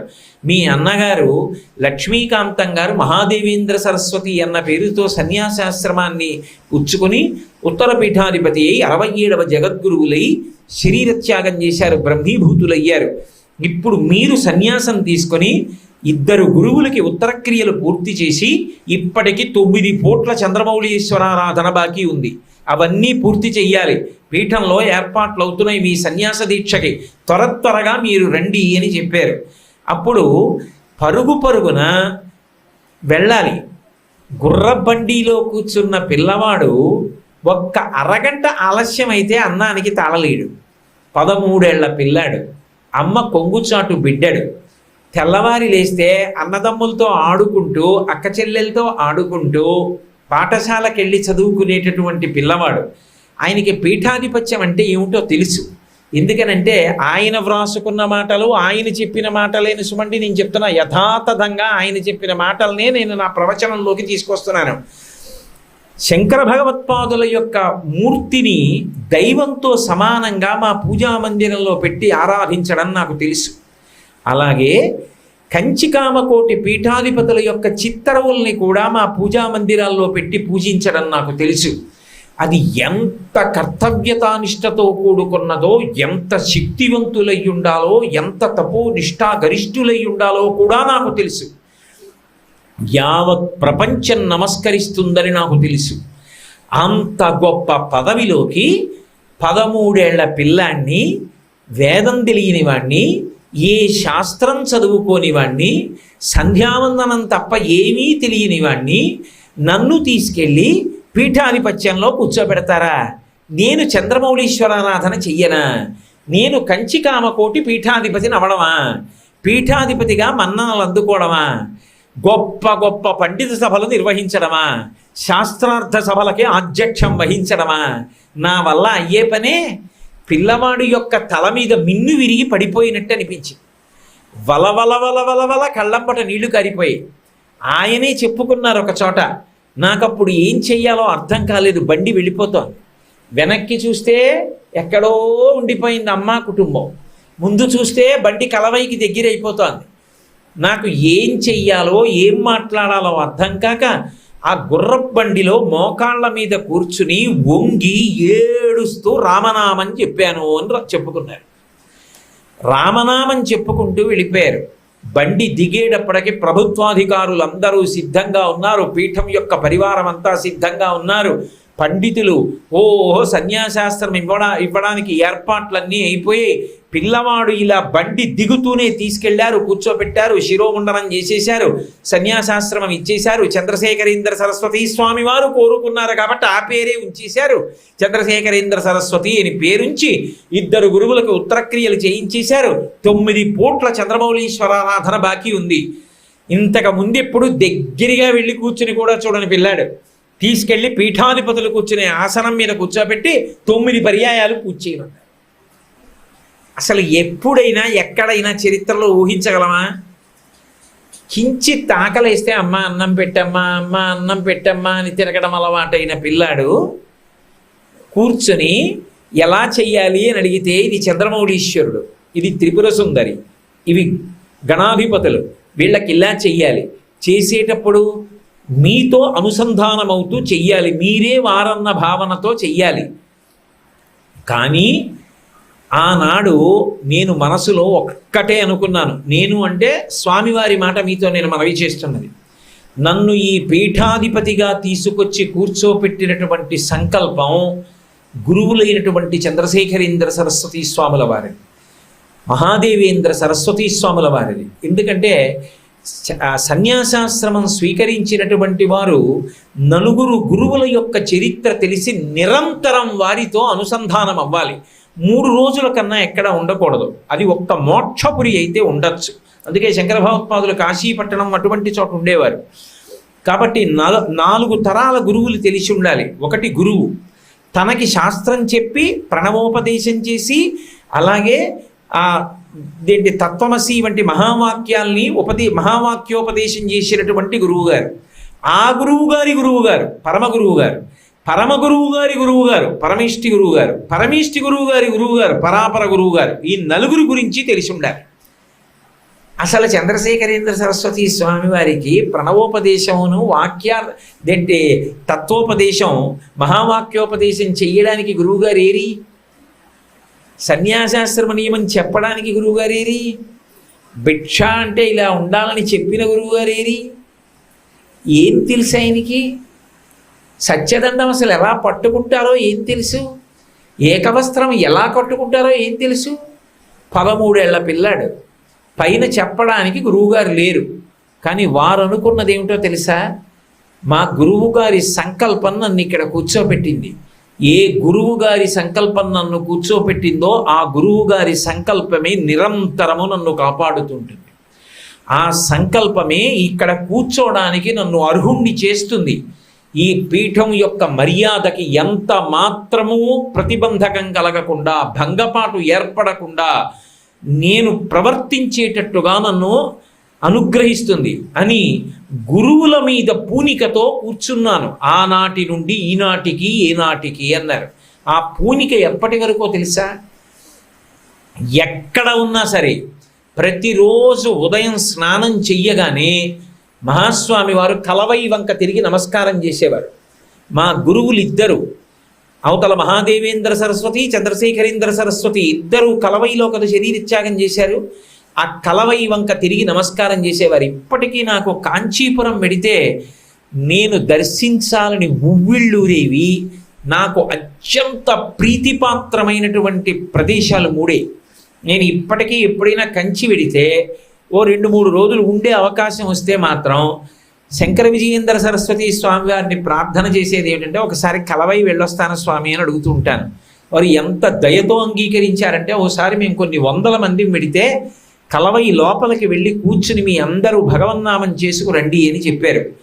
ఆ కలవై వెడితే నాకు నిజంగా ఇప్పటికీ అక్కడ ఉన్నటువంటి గురువుల యొక్క అధిష్టానాలు చూస్తుంటే చంద్రశేఖరేంద్ర సరస్వతి స్వామివారు, ఆ పిల్లాడు, ఆ దిగడం, ఆయన భావన, అక్కడ సన్యాసాశ్రమ స్వీకారం, ఆ చెట్టు, ఆ పాక, అన్నదానం, ఆ వేదాధ్యయనం, వేద విద్యార్థులు, నాకు ఏమిటో అదో రకమైనటువంటి నోట మాట రానటువంటి అవ్యక్తమైనటువంటి ఆనందం, ఎన్నో భావాలు ముప్పిరిగొని నేనేమిటో ఆ రోజుల్లో ఆ సన్యాస స్వీకారం అంతా చూసినంత అనుభూతితో ఏమిటో నిశ్శబ్దంగా అక్కడ కూర్చోవడం, తిరగడం, కాసేపు ఉండడం నాకు ఎంత ఆనందాన్ని ఇస్తాయో. అలాగే 2వది శివాస్థానం. మహానుభావుడు మహాస్వామి ఎంత గొప్ప తపస్సు చేశారో అక్కడ. అదే మామూలు తపస్సు కాదు. ఆ శివాస్థానంలో కిటికీలో పాల గ్లాసు పెడితే ఖాళీ అయితే తాగినట్టు, ఉండిపోతే తాగనట్టు. ఎంత తపస్సు చేశారో. ఆ తపస్సు చేసినటువంటి ఆ గది. 3వది కాంచీపురంలో స్వామివారి బృందావనం. ఈ 3 నాకు ఎంత ప్రీతిపాత్రమైన ప్రదేశాలు. ఎప్పుడైనా నీకు గొప్ప అవకాశం ఇస్తాం, ఎక్కడికెడతావు అని అడిగితే నేను తడువుకోకుండా వెంటనే చెప్పే మొదటి ప్రదేశం ఏది అంటే కాంచీపురంలో మహాస్వామి వారి బృందావనం దగ్గర కాసేపు కూర్చోవాలి, 2 శివాస్థానంలో కూర్చోవాలి, 3 కలవైలో కాసేపు కూర్చోవాలి. ఈ భూమండలం మొత్తం మీద ఏ ప్రదేశమైనా 4వదే తప్ప 3టిలోకి మాత్రం నాకు రాదు. అది ఎందుచేత అంటే ఎవరి మీద నాకు గౌరవం తక్కువై మాత్రం కాదు, ఏమో ఎందుకో నాకు ఆ మహాస్వామి వారి యందు ఉన్నటువంటి భక్తి మాత్రం అటువంటిది. కాబట్టి ఆ పిల్లవాడు ఏమీ తెలియనటువంటి వయస్సులో సన్యాసాశ్రమ స్వీకారం చేసి 9 పూట్ల చంద్రమౌళీశ్వర ఆరాధన, త్రిపుర సుందరి ఆరాధన చేసి ఆ 2 గురువులకి కూడా ఉత్తర క్రియలు నిర్వహించి పీఠాధిపతిగా పీఠాధిపతి యొక్క స్థానంలో కూర్చోవడం, ఉంచుకోవడం అంటే అసలు అది ఎంత కష్టంగా ఉంటుందో మీరు ఆలోచన చెయ్యండి. వారే ఒకప్పుడు చెప్పుకున్నారు, నేను కొత్తగా పీఠాధిపతినైన రోజులలో నా ఎదురుగుండానే ఆ పిల్లాడికి ఏం తెలుసు అని వెండి చెంబులు అవి ఉత్తరీయాల్లో పెట్టి పట్టుకుపోతుండేవారు. ఆయన పీఠాధిపతి ఏమిటి, ఆయనకి ఏం తెలుసు అని చెప్పి పట్టుకుపోతుండేవారు. ఒకానొకప్పుడైతే పీఠానికి అంతటికీ కూడా ఆ మేనేజర్గా, నిర్వాహకులుగా ఉన్న వ్యక్తి ఒక వృద్ధ బ్రాహ్మణుణ్ణి తీసుకొచ్చి, అయ్యా ఈయన 66వ పీఠాధిపతి చంద్రశేఖరేంద్ర సరస్వతి స్వామి వారికి అంతేవాసిత్వంలో సేవ చేశారు, ఈయనే మీకు కూడా సేవ చేస్తారు, కాబట్టి మీకు ఎక్కడైనా ఏమైనా చెప్పవలసి ఉంటే ఈయన చెప్తూ ఉంటారని చెప్పి పరిచయం చేసి వెళ్ళారు. వెళ్ళగానే ఆయన సాష్టాంగ నమస్కారం చేసి లేచి నిలబడి, అయ్యా ఈ జన్మకి మీ యొక్క పరమగురువులైన చంద్రశేఖరేంద్ర సరస్వతి మహాస్వామి వారి సేవ చేసుకున్నాను, ఈ శరీరంతో ఇంకొకరి సేవ చెయ్యడానికి నా మనసు ఇచ్చగించదు, ఏమనుకోకండి, క్షమించండి, నేను మీ సేవ చెయ్యనని వెళ్ళిపోయారు. ఈ విషయం మహాస్వామి వారి చెప్పి ఓ మాట అన్నారు, నిజంగా వారు ఎంత ధన్యాత్ములు, మా పరమగురువుల పట్ల వారికి ఎంత భక్తో, వారిని సేవించిన తరువాత నేను వేరొకరిని సేవించలేనని చెప్పుకున్నారన్నారు తప్ప తప్పు పట్టలేదు. ఆ తరువాత శాస్త్రాధ్యయనం చేసి 13 ఏళ్ల పిల్లవాడు ఎంత తపస్సు చేసి ఉంటారో మీరు ఊహించండి. తర్వాత త్రికాల వీధయ్యారు, వారికి తెలియని విషయం ఏం లేదు ఇంకా లోకంలో. సమస్త శాస్త్ర పారంగతులు, ఎవరు వస్తున్నా సరే వారి మనసులో భావన చెప్పగలిగేవారు. అంతవరకు ఎందుకండి, నేను ఎక్కడో ఉదాహరణ చెప్పడం కాదు, వారి తపస్సు యొక్క శక్తి చెప్పవలసి వస్తే మీకు నేను ఒక ఉదాహరణ చెప్తాను. వారు ఉత్తర భారతంలో పర్యటిస్తున్న రోజులలో రాత్రి 11 గంటల వేళ వారు లోపలికి వెళ్ళి పడుకున్నారు. పడుకుంటే బయట అరుగు మీద పడుకున్నారు. చంద్రమౌళీశ్వర శాస్త్రి గారు ఇక్కడే ఉన్నారు నా పక్కనే. చంద్రమౌళీశ్వర శాస్త్రి గారు కళ్ళమ్మట నీళ్లు పెట్టుకుని స్వామివారు విశ్రాంతి తీసుకున్న గది వైపు తిరిగి బాధపడ్డారు. ఈయన ఎక్కడికన్నా వెడితే ఊళ్ళో ఉన్న వాళ్ళందరూ లేచి నిలబడి నమస్కారాలు చేసి ఆయనకి సేవ చెయ్యాలనుకుంటారే, నేను ఆయనతోనే తిరుగుతున్నానే, నేను ఆయనకి ఏమి సేవ చేయగలుగుతున్నాను, నేను ఏమంత పెద్ద సేవ చేస్తున్నాను అని బాధపడి కళ్ళమ్మట నీళ్లు పెట్టుకుని పడుకున్నారు అరుగు మీద. కాసేపు అయిన తర్వాత కొంతసేపటికి తెలివి వచ్చింది, ఎవరో పక్కన తగిలేరు, ఎవరో తగులుతున్నారని ఇలా చూశారు. మహాస్వామి వారు పడుకుని ఉన్నారు పక్కన. మహాస్వామి వారు పక్కన పడుకొని ఉన్నారు అంటే ఆయనకి నిద్ర పడుతుందా, ఉలిక్కి పడి లేచారు. లేచి నమస్కారం పెట్టి, స్వామి ఏమిటి మీరు వచ్చి ఇలా పడుకున్నారన్నారు. అంటే విసిరికర్ర పెట్టి విసురు కాసేపు అన్నారు. ఆయన ఇంతకన్నా భాగ్యమా అని లేచి విసురుతున్నారు స్వామివారికి. శాస్త్రి బెంగ పెట్టుకోపోయ్, అందరూ చేసిన సేవ కన్నా నువ్వు నాకు ఎక్కువ సేవ చేస్తున్నావు సరేనా అని విసిరించుకొని పడుకున్నారు. ఏం శాస్త్రి గారు, వారు మనసులో అనుకుని నేను సేవ చెయ్యలేకపోతున్నానని బాధపడుతున్నారని ఒక రాత్రి ఆయన పడుకున్న తర్వాత వచ్చి ఆయన పక్కన పడుకున్నారు. నేను ఇవాళ ప్రత్యేకంగా నా ప్రవచనంలో ఎక్కువగా శాస్త్రి గారిని ఎందుకు చూపిస్తున్నానంటే, నేను మహాస్వామి వారి జీవితంలో ఎన్నో దృష్టాంతాలు చెప్పగలిగిన అదృష్టం ఆయన అనుగ్రహం చేత పొందినవాడిని. కానీ అవి చెప్పడం ఒకెత్తు, అవి స్వయంగా అనుభవించినటువంటి మహానుభావుడు ఆయన పక్కనుండగా ఆయన్ని చూపిస్తూ చెప్పడంలో, ఆయన గురువు గారు ఆయన్ని చూస్తూ చెప్పడంలో నేను కూడా ఎంత ఆనందాన్ని పొందుతాం, మీరెంత ఆనందాన్ని పొందుతుంటారు ఆయన్ని చూస్తూ వినడంలో. అందుకే నేను తరచుగా ఆయన వైపు తిరిగి మాట్లాడుతున్నాను. కాబట్టి అంతటి త్రికాల వీధి అయ్యారు, ఎంత నియమనిష్టలు పాటించారో అంత స్థాయికి వెళ్ళారు. వారే ఒక్కొక్క చోట పరిహాసాస్పదంగా కొన్ని మాటలు చెప్పారు. వారు పాఠశాలలో చదువుకుంటున్న రోజుల్లో జంతికలు అమ్మేటటువంటి ఒక బ్రాహ్మణ అమ్మి ఉండేది. ఆవిడ జంతికలు చాలా బాగా చేసేది. ఈ పిల్లలు పాఠశాలలో చదువుకునేటటువంటి ప్రాంగణాల్లో తట్ట పెట్టుకుని ఆ తట్టలో జంతికలు అవి పెట్టుకుని అమ్ముతూ ఉంటారు. ఎప్పుడైనా జేబులో డబ్బు ఉంటే ఆ డబ్బు పెట్టి జంతికలు కొనుక్కుని తింటూ మిగిలినటువంటి పిల్లలందరి దగ్గరికి వెళ్ళి, స్వామినాథన్ పూర్వాశ్రమనామం, స్వామినాథన్ పిల్లలందరికీ జంతిక చాలా రుచిగా ఉంటుంది, అలా చేసింది ఇలా చేసిందని వర్ణించి చెప్తుండేవారు. ఈ పిల్లలందరూ కూడా ఇంటి నుంచి డబ్బు తెచ్చుకొని జంతికలు బాగా కొనుక్కుంటూ ఉండేవారు. ఆవిడ దగ్గర ఎక్కువ జంతికలు అమ్ముడవుతుండేవి. అమ్ముడవుతున్న కారణం చేత ఓ రోజు జేబులో డబ్బులు లేని స్వామినాథన్ జంతికల దగ్గరికి వెళ్ళి కూర్చునో మాట చెప్పారు, అమ్మీ నీ జంతికల వ్యాపారం చాలా బాగా జరుగుతోంది, రోజుకి 10 అమ్మేదానివి 100 అమ్ముతున్నావు ఎందుకని?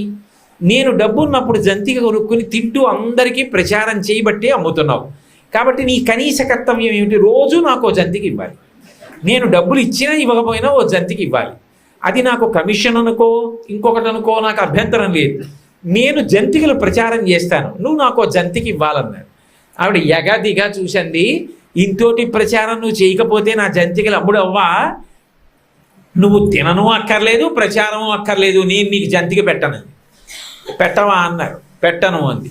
నువ్వు పెట్టనన్నావు కదా, నీ ముఖం చూడని వెళ్ళిపోతున్నానన్నారు. అంటే ఆవిడంది, పోతానంటో పెద్ద ఏం బెట్టు సరి చేసి పోతే నీకేం పూర్ణకుంభం పెట్టి పిలుస్తాననుకుంటున్నావారా అమ్మని అంది. ఒకనాడు పూర్ణకుంభమే పెట్టి పిలుస్తావే ఏమో చూద్దాంలే అని వెళ్ళిపోయారు. వెళ్ళిపోయిన మహాస్వామి పట్టాభిషేకం పొందారు. 1907 మే 9వ తారీఖు స్వామివారికి కంచి కామకోటి పీఠాధిపతిగా 68వ పీఠాధిపతిగా పట్టాభిషేకం అయింది. పట్టాభిషేకం అయిన తర్వాత పీఠాధిపత్యం వహించి బయటికి వచ్చారు. ఒకప్పుడు చంద్రశేఖరేంద్ర సరస్వతి స్వామివారితో కలిసి ఊరెడదామని బండెక్కుదామని ఆ కార్వార్ వెంకటరామయ్యని అడిగారు కదా, ఆ వెంకటరామయ్య దానికి ఒక చిన్న గౌరవం ఉంటుంది చూడండి. ఇప్పటికి గౌరవవందనం స్వీకరించారంటారు. అలా పీఠాధిపతులకు ఒకసారి చూపిస్తారు. ఇవిగో ఏనుగులు, ఇవిగో గుర్రాలు, ఇవిగో బళ్ళు, ఇవిగో ఒంటెలు, ఇదిగో గౌరీవాద్యం అని ఉంటుంది మేళం, ఇదిగో గౌరీవాద్యం, మేళగాళ్ళు, పౌరోహిత్యులు, ఋత్విక్కులు, పీఠ పండితులు, విద్వాంసులు, వరుస క్రమాన్ని అంతటినీ చూపిస్తే పీఠాధిపతులు ఒకసారి అలా వెళ్ళి ఇలా వస్తారు. ఆయన మాత్రం పల్లకీలో లేకపోతే నడిచి, అంతేగాని చక్రాలు ఉన్న వాహనాలు ఎక్కరు, అన్ని బళ్ళు ఉన్నాయి. అలా వచ్చిన తర్వాత స్వామివారు అన్నారు, ఏమోయ్ ఒకప్పుడు నేను కూడా రావాలనుకుంటున్నాను, బండి ఎక్కించుకో అంటే పీఠ పరివారం అయితేనే అన్నావు. ఇప్పుడు స్వామి ఇదంతా మీ పరివారమే అని నాకు ఇవన్నీ చూపించావు.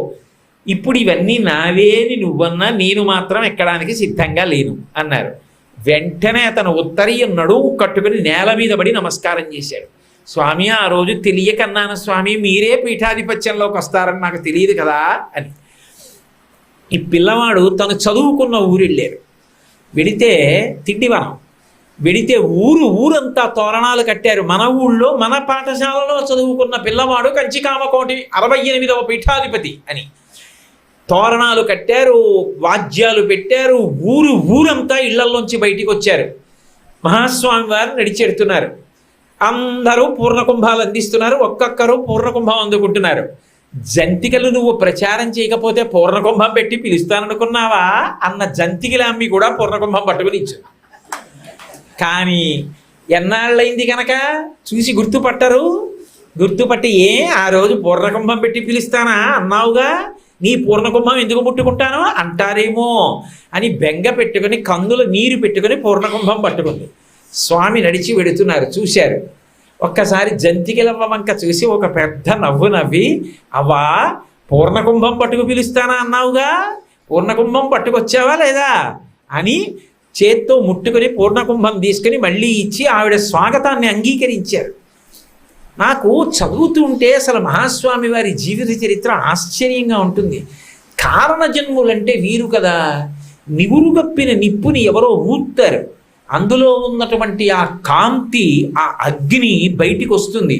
అలా ఇప్పటి వరకు నివురు కప్పి ఉంది ఆయనలో ఉన్నటువంటి ఆ జ్ఞానం, అదంతా నివురు కప్పి ఉంది ఆయనలో ఉన్నటువంటి ఆ జిజ్ఞాస, ఆ శక్తి.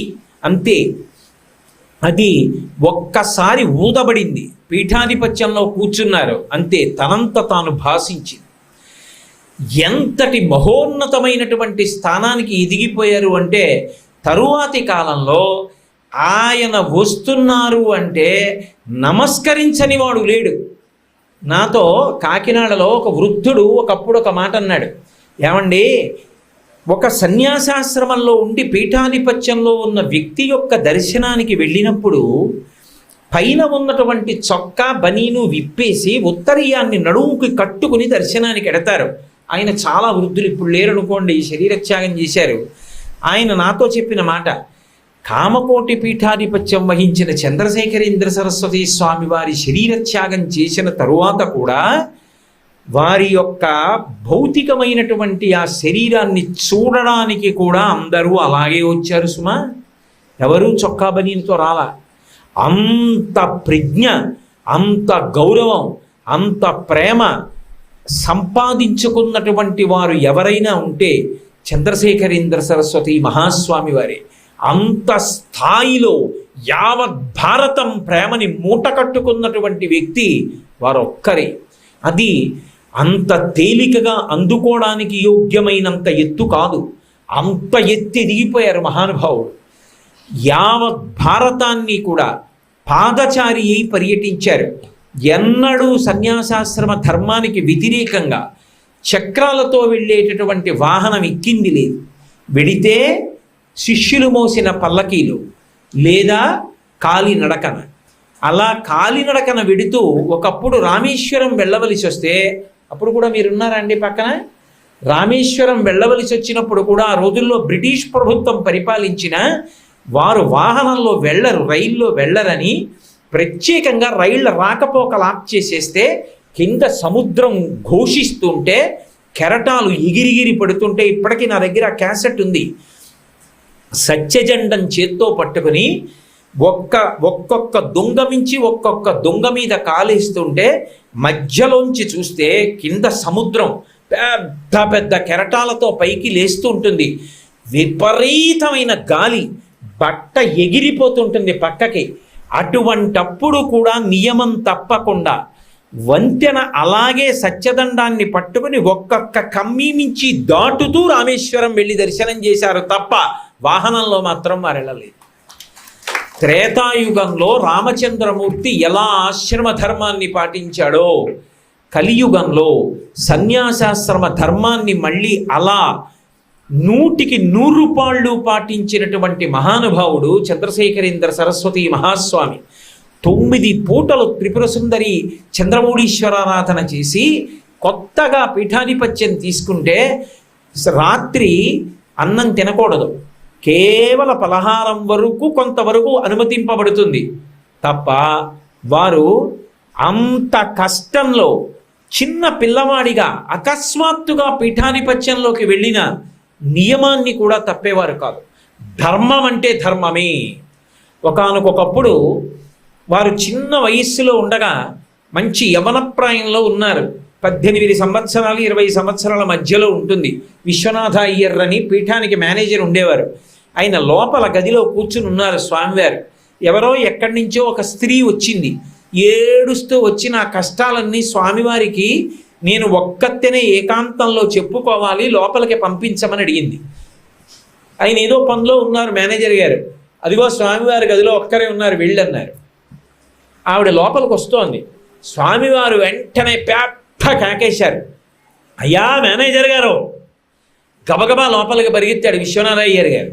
లోపలికి పరిగెత్తేటప్పటికి ఆ బట్ట నెత్తిమించి జారిపోయి గుండెల మించి పక్కకెళ్ళిపోయి ఇలా నించుని ఉన్నారు బోరలు విడిచి. దేవుడు ఇలా నించున్నారని తెల్లబోయారు. ఏమి స్వామి ఇలా పిలిచారో? పెద్ద కేక వేసి అన్నారు. నేను ఎలా కనపడుతున్నానన్నారు. ఏమి యవ్వనంలో మిసమిసలాడుతూ నిక్షేపంగా ఉన్నారన్నారు కదా. 18-20 ఏళ్ల మధ్య ఉన్నానా? నిండు యవ్వనంలో ఉన్నానా? నేను ఎంత ధార్మికంగా ప్రవర్తించిన వాడనైనా కావచ్చు, రేపు బయట నిలబడిన వారు యవ్వనంలో ఉన్న స్వామి ఒక్క ఆడదాన్ని గదిలో కూర్చోబెట్టుకుని గంటలు మాట్లాడాడని నింద చేస్తారు. ఈ పీఠానికి ఒక గౌరవం ఉంది, ఒక మర్యాద ఉంది. నన్ను చూస్తే నా సన్యాసాశ్రమ నామని చెప్పరు, శంకరాచార్యులు వారు వస్తున్నారంటారు. ఆయన గౌరవం ముడిపడి ఉంది. ఇక పైన 60వ సంవత్సరం నాకు దాటే పర్యంతం ఒక్క ఆడదాన్ని ఎప్పుడూ నా దగ్గరకు పంపించవద్దు. ముసలి ఒగ్గో వృద్ధుడో పుట్టు చెవిటివాడో ఎవరో ఒకరు పక్కన లేకుండా ఒక్క ఆడది మాత్రం నా దగ్గరికి రావడానికి వీల్లేదు. అంతగా ఒక్క ఆడదే కష్టం చెప్పుకోవాలనుకుంటే చంద్రమౌళీశ్వర సన్నిధానంలో చెప్పుకోమను. ఆయనకి చెప్పింది తీరుస్తారు తప్ప ఒక్క ఆడదానితో నేను మాట్లాడను. దోషం ఉండి కాదు, పైకి కనపడడం కాదు, పీఠ గౌరవాన్ని నిలబెట్టడం కూడా నా కర్తవ్యం. నేను కలవనని చెప్పారు. తేనెతో చంద్రమౌళీశ్వరుడికి అభిషేకం చేసి తేనె మిగిలినటువంటిది చేతులకి రాసుకుని తలకి రాసేసుకునేవారు. తొందరగా తన జుట్టు తెల్లగా ముగ్గుబుట్టు అయిపోతే చూసేవాళ్ళు తనలో పెద్దరికం చూస్తారు, పిల్లవాడు అన్న భావన కలగదని తేనె రాసేసుకునేవారు. ఎంత గౌరవం అంటే చిన్నతనంలో కొత్తగా సన్యాసాశ్రమం తీసుకున్నప్పుడు అలవాటు లేక సత్యదండాన్ని ఎక్కడో పెట్టి వెళ్ళిపోతుండేవారు. పరుగు పరుగున వచ్చి పీఠానికి సంబంధించిన అంతేవాసిత్వంలో ఉన్న వ్యక్తి ఒక మాట అన్నారు, మీరు బాగా పరిణితి పొంది పీఠాధిపతి అయిన తర్వాత క్షమాపణ చెప్పి నమస్కారం చేస్తాను, ఇది మర్యాద కాదు, మీరు ఇలా సత్యదండాన్ని విడిచిపెట్టి తిరగకూడదు, ఎప్పుడూ సత్యదండం సన్యాసికి చేతిలో ఉండాలన్నారు. ఆయన మళ్ళీ స్వామివారిని గదిలోకి వెళ్ళి ఏదో మాట్లాడడానికి చూసేసరికి ఈ విశ్రాంతిలో ఉన్న స్వామివారు ఉత్తరీయంతో గట్టిగా సత్యదండం కట్టుకుని పడుకుని ఉన్నారు. ఆయన చూసి అదేమిటి సత్యదండం నడువు కట్టుకు పడుకున్నారన్నారు. ఎప్పుడూ సత్యదండం పట్టుకుని ఉండాలని మీరు అన్నారు, కొత్త కదా, నాకు అలవాటు లేక మరిచిపోతున్నాను, ఇక పైన నేను అలా మరిచిపోకూడదని నడువుకి కట్టేసుకున్నానన్నారు. ఎంత పూనికో చూడండి మహానుభావుడికి. ఆయనకి పీఠం అన్నా, శంకరాచార్యుల వారన్నా, పీఠానికి పూర్వ గురువులన్నా, పీఠ పరంపరన్నా ఎంత గౌరవం అంటే తాను పీఠాధిపతిగా కూర్చోవడం కాదు, కూర్చుని పీఠ గౌరవాన్ని నిలబెట్టాలి. కొత్తగా పీఠాధిపత్యానికి వచ్చిన రోజులు భిక్షావందనం చేస్తున్నారు. ఆ వంట చేసిన వ్యక్తి వచ్చి భిక్ష వడ్డించాడు. వడ్డిస్తే ఆయన తిన్న తర్వాత ఆఖరిన వడ్డన చేసిన వ్యక్తి నమస్కారం చేస్తాడు. వంటవాడు నమస్కారం చేసిన తర్వాత ఆయన అన్నారు, పప్పు చాలా బాగుందో, ఏం పప్పు అని అడిగారు. తోటకూర పప్పు అండి అన్నాడు. ఓ బాగుంది అన్నారు. మరునాడు తోటకూర పప్పు వేశాడు. బాగుందో, ఇవాళ కూడా తోటకూర పప్పు అన్నారు. మూడో రోజు తోటకూర పప్పు వేశాడు. తిన్నారు. తిని రోజు తోటకూర పప్పు వేస్తున్నావు, ఎక్కడది తోటకూర అని అడిగారు.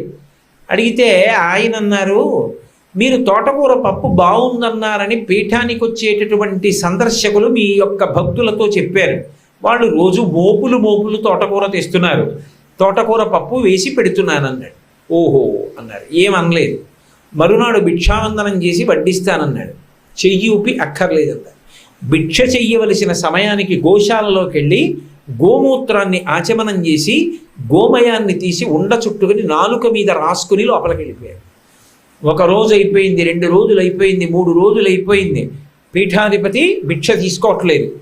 పీఠం శ్రీకార్యానికి ఎక్కడ లేని భయం వేసి ఏ అపచారం జరిగిందో పరుగున వచ్చాడు. స్వామి, ఏ అపచారం జరిగింది, మీరు 3 రోజుల నుంచి భిక్ష తీసుకోవట్లేదటని అడిగాడు. అడిగితే నేను భిక్ష తీసుకోకపోవడానికి ఒక కారణం ఉంది అన్నారు. వెంటనే వంట చేసిన వాడు ఏడుస్తూ చెప్పేశాడు, నేను 3 రోజులు తోటకూర పప్పు వేసాను, తోటకూర పప్పు బాగుందన్నారని అందరికీ చెప్పి తోటకూర తెప్పించానన్నాను, అప్పటి నుంచి వారు భిక్ష తీసుకోవట్లేదు అన్నారు. ఏమి స్వామి అంతేనా అని కోపంగా వంట చేసిన వాడి వైపు చూశారు శ్రీకార్యం. ఆయన అన్నారు, అతని వైపు ఎందుకు చూస్తావు, నేను రేపు ఎక్కడికైనా విజయయాత్రకి వెడితే నేను వీధిలో నడిచి వెళ్ళిపోతుంటే ఊరి జనం అందరూ చంద్రశేఖరేంద్ర సరస్వతి మహాస్వామి వారు అనరు. నా పేరు తెలియవచ్చు, కానీ శంకరాచార్యుల వారు నడిచి వెడుతున్నారంటారు. నేను ఎక్కడైనా కూర్చుని అనుగ్రహ భాషణం చేస్తుంటే నేను చెప్పిన విషయాలు పరమ సత్యమని వింటారు. శంకరాచార్యుల వారిని పిలిపించుకుని లోకానికి భక్తి జ్ఞాన వైరాగ్యాలు నేర్పవలసిన నా నాలుకే తోటకూర పప్పు రుచికి లొంగిపోతే రేపు లోకానికి ఉపదేశం చెయ్యడానికి శంకరాచార్యుల వారిని పిలిపించుకోవడానికి నాకున్న అర్హత ఏమిటి? తోటకూర పప్పు యొక్క రుచికి లొంగిపోయిన నాలుకను 3 రోజుల పాటు గోమూత్రాన్ని ఆచమనం చేసి గోమయంతో శుద్ధి చేసి నేను చేసిన దోషానికి ప్రాయశ్చిత్తం చేసుకున్నాను. అతని తప్పే ఉంది? నేను మనోచాంచల్యానికి ఇంద్రియ నిగ్రహం లేకుండా వశపడిన వాడిని, అతన్నేమనద్దన్నారు. మహానుభావుడు ఆయన యొక్క సాధన బలం అటువంటిది. ఏదైనా సరే, ఏ విషయాన్నైనా సరే పీఠ మర్యాదకి కించిత్ భంగం రాకూడదని అంత గౌరవంతో అంత మర్యాదతో ఆలోచన చేస్తుండేవారు తప్ప నేను పీఠాధిపతిని ఎలా చేస్తే ఏమవుతుందనేటటువంటి అతిశయ భావంతో ఒక్క క్షణం కూడా ప్రవర్తించేవారు కాదు. అటువంటి మహాస్వామి కాంచీపురంలో ఉన్నటువంటి కామకోటి పీఠానికి 68వ పీఠాధిపతులై ఆ పీఠ ఔన్నత్యాన్ని, సన్యాసాశ్రమ వైభవాన్ని, పీఠాధిపతి యొక్క గౌరవాన్ని ఎంత స్థాయిలో ఉద్దీపింపజేశారంటే సనాతన ధర్మానికి చెందినవారు కాదు, బౌద్ధ ధర్మానికి చెందినవారు దలైలామా. అటువంటి దలైలామా ఒక మాట అన్నారు, ఈ శతాబ్దపు నిజమైన సన్యాసి ఎవరైనా ఉంటేది చంద్రశేఖరేంద్ర సరస్వతి మహాస్వామి వారు ఒక్కరే. అంతటి మహానుభావుడు వారు. ఎక్కడ ఏ పని చెయ్యనివ్వండి దాని గురించి చాలా చాలా గొప్పగా అసలు అటువంటి నిర్ణయం ఎలా చేశారు అన్న దాని గురించి పెద్దలు ఇప్పటికీ తలుచుకుని ఎంత సంతోషపడిపోతారో. అంత ధార్మికంగా అంత శాస్త్రీయంగా నిర్ణయం చేసేవారు తప్ప ఏదో తన బుద్ధికి తోచిన విధంగా ఎన్నడూ నిర్ణయం చేసేవారు కాదు. అంత కీర్తి ప్రతిష్టలు కామకోటి పీఠానికి తీసుకొచ్చినటువంటి జగద్గురువులైనటువంటి చంద్రశేఖరేంద్ర సరస్వతి స్వామి వారికి శ్రీశైలం అంటే ప్రత్యేకమైనటువంటి అభిమానం. శంకరాచార్యుల వారికి ఎంత అభిమానము అన్నదానికి వారు శివానందలహరిలో చేసినటువంటి మధ్య శ్లోకం చెప్తుంది. సంధ్యారంభ విజృంభితం శృతి శిరస్థానాంతరాధిష్ఠితం సప్రేమ భ్రమరాభిరామమ సకృత్సద్వాసనాశోభితం భోగీంద్రాభరణం సమస్త సుమన పూజ్యం గుణావిష్కృతం సేవే శ్రీగిరిమల్లికార్జున మహాలింగం శివాలింగితం అని. అసలు సాధారణంగా శంకర భగవత్పాదులు క్షేత్రస్పర్శ తీసుకురారు. అటువంటిది ఇక్కడ శ్రీశైలంలో ఉన్నటువంటి జ్యోతిర్లింగాన్ని మల్లికార్జునుణ్ణి శివానందలహరి మధ్యలోకి వచ్చేటప్పటికి సంధ్య కనుక సంధ్యారంభ విజృంభితం అంటూ సేవే శ్రీగిరి మల్లికార్జున మహాలింగం శివాలింగితం అని ఈ మల్లికార్జున లింగం గురించి ప్రస్తావన చేశారు. అలాగే భృంగీచ్ఛానటనోత్కటక్కరిమదగ్రహీ స్ఫురన్మాధవాహ్లాదో నదయుతో మహాసితవభు పచ్చేషుణాచాధృత సత్పక్ష సుపనోవనేష సపున సాక్షాన్మదీయే మనోరాజీవే భ్రమరాదిపో విహరతాం శ్రీశైలవాసీ విభు అన్న శ్లోకంలో కూడా మళ్ళీ ప్రత్యేకంగా శ్రీశైలవాసీ విభు అంటూ మల్లికార్జున లింగాన్ని భ్రమరాంబికాదేవిని ప్రస్తుతి చేశారు. శ్రీశైలం గురించి యోగతారావళిలో ప్రత్యేక ప్రస్తావన చేస్తూ తపస్సుకి సమాధికి పెట్టింది పేరు అని శ్రీశైల శృంగే వివిధ ప్రసంగే శేషాద్రి శృంగే సదా వసంతం తమర్జునం మల్లిక పూర్వమేనం అని శ్రీశైల శృంగకుహరైషు కదోపలప్స్యే గాత్రం యదామబలతాః పరివేషయంతి కర్ణే యదాః విరచయంతి ఖగాశ్చ నీడాస్ అని పేర్కొన్నారు ప్రత్యేకంగా. నేను ఎప్పుడు శ్రీశైలంలో ఉన్నటువంటి గుహలలో కూర్చుని తపస్సు చేస్తాను అన్నారు. శ్రీశైలంలో ధ్యానం చేసినా తపస్సు చేసినా తొందరగా అంతర్ముఖత్వాన్ని పొంది మనస్సు వెనక్కి వెళ్ళిపోతుందిట. అందుకే శ్రీశైలంలో చేసే ధ్యానం ఎంత గొప్పదో శంకరులు చెప్పారు. శ్రీశైల శృంగ కుహరేషు కదోపలప్స్యే గాత్రం యదా మమలతాః పరివేషయంతి. ఇక్కడ తపస్సు చేస్తేట, ఇక్కడ ధ్యానం చేస్తేట మనసు అంతర్ముఖత్వాన్ని పొందేస్తే కదలిక లేకుండా అలా ఉండిపోతాట. మొదట ఎవరు నమ్ముతారు అంటే, ఒక బఠానీ తీగ అలా పాకుతోందనుకోండి, నేను 4 రోజులు అలా కదలకుండా నా కాలు ఉంచినా అది చుట్టుకోదు, దానికి తెలుసు వీడు కదిలిపోతాడని. కానీ శ్రీశైలంలో ఉన్నటువంటి కొండ గుహలలో ధ్యానం చేస్తే ఎంత సమాధిలోకి ఎడతాడంటేట తీగలు వచ్చి చుట్టుకుంటాయిట.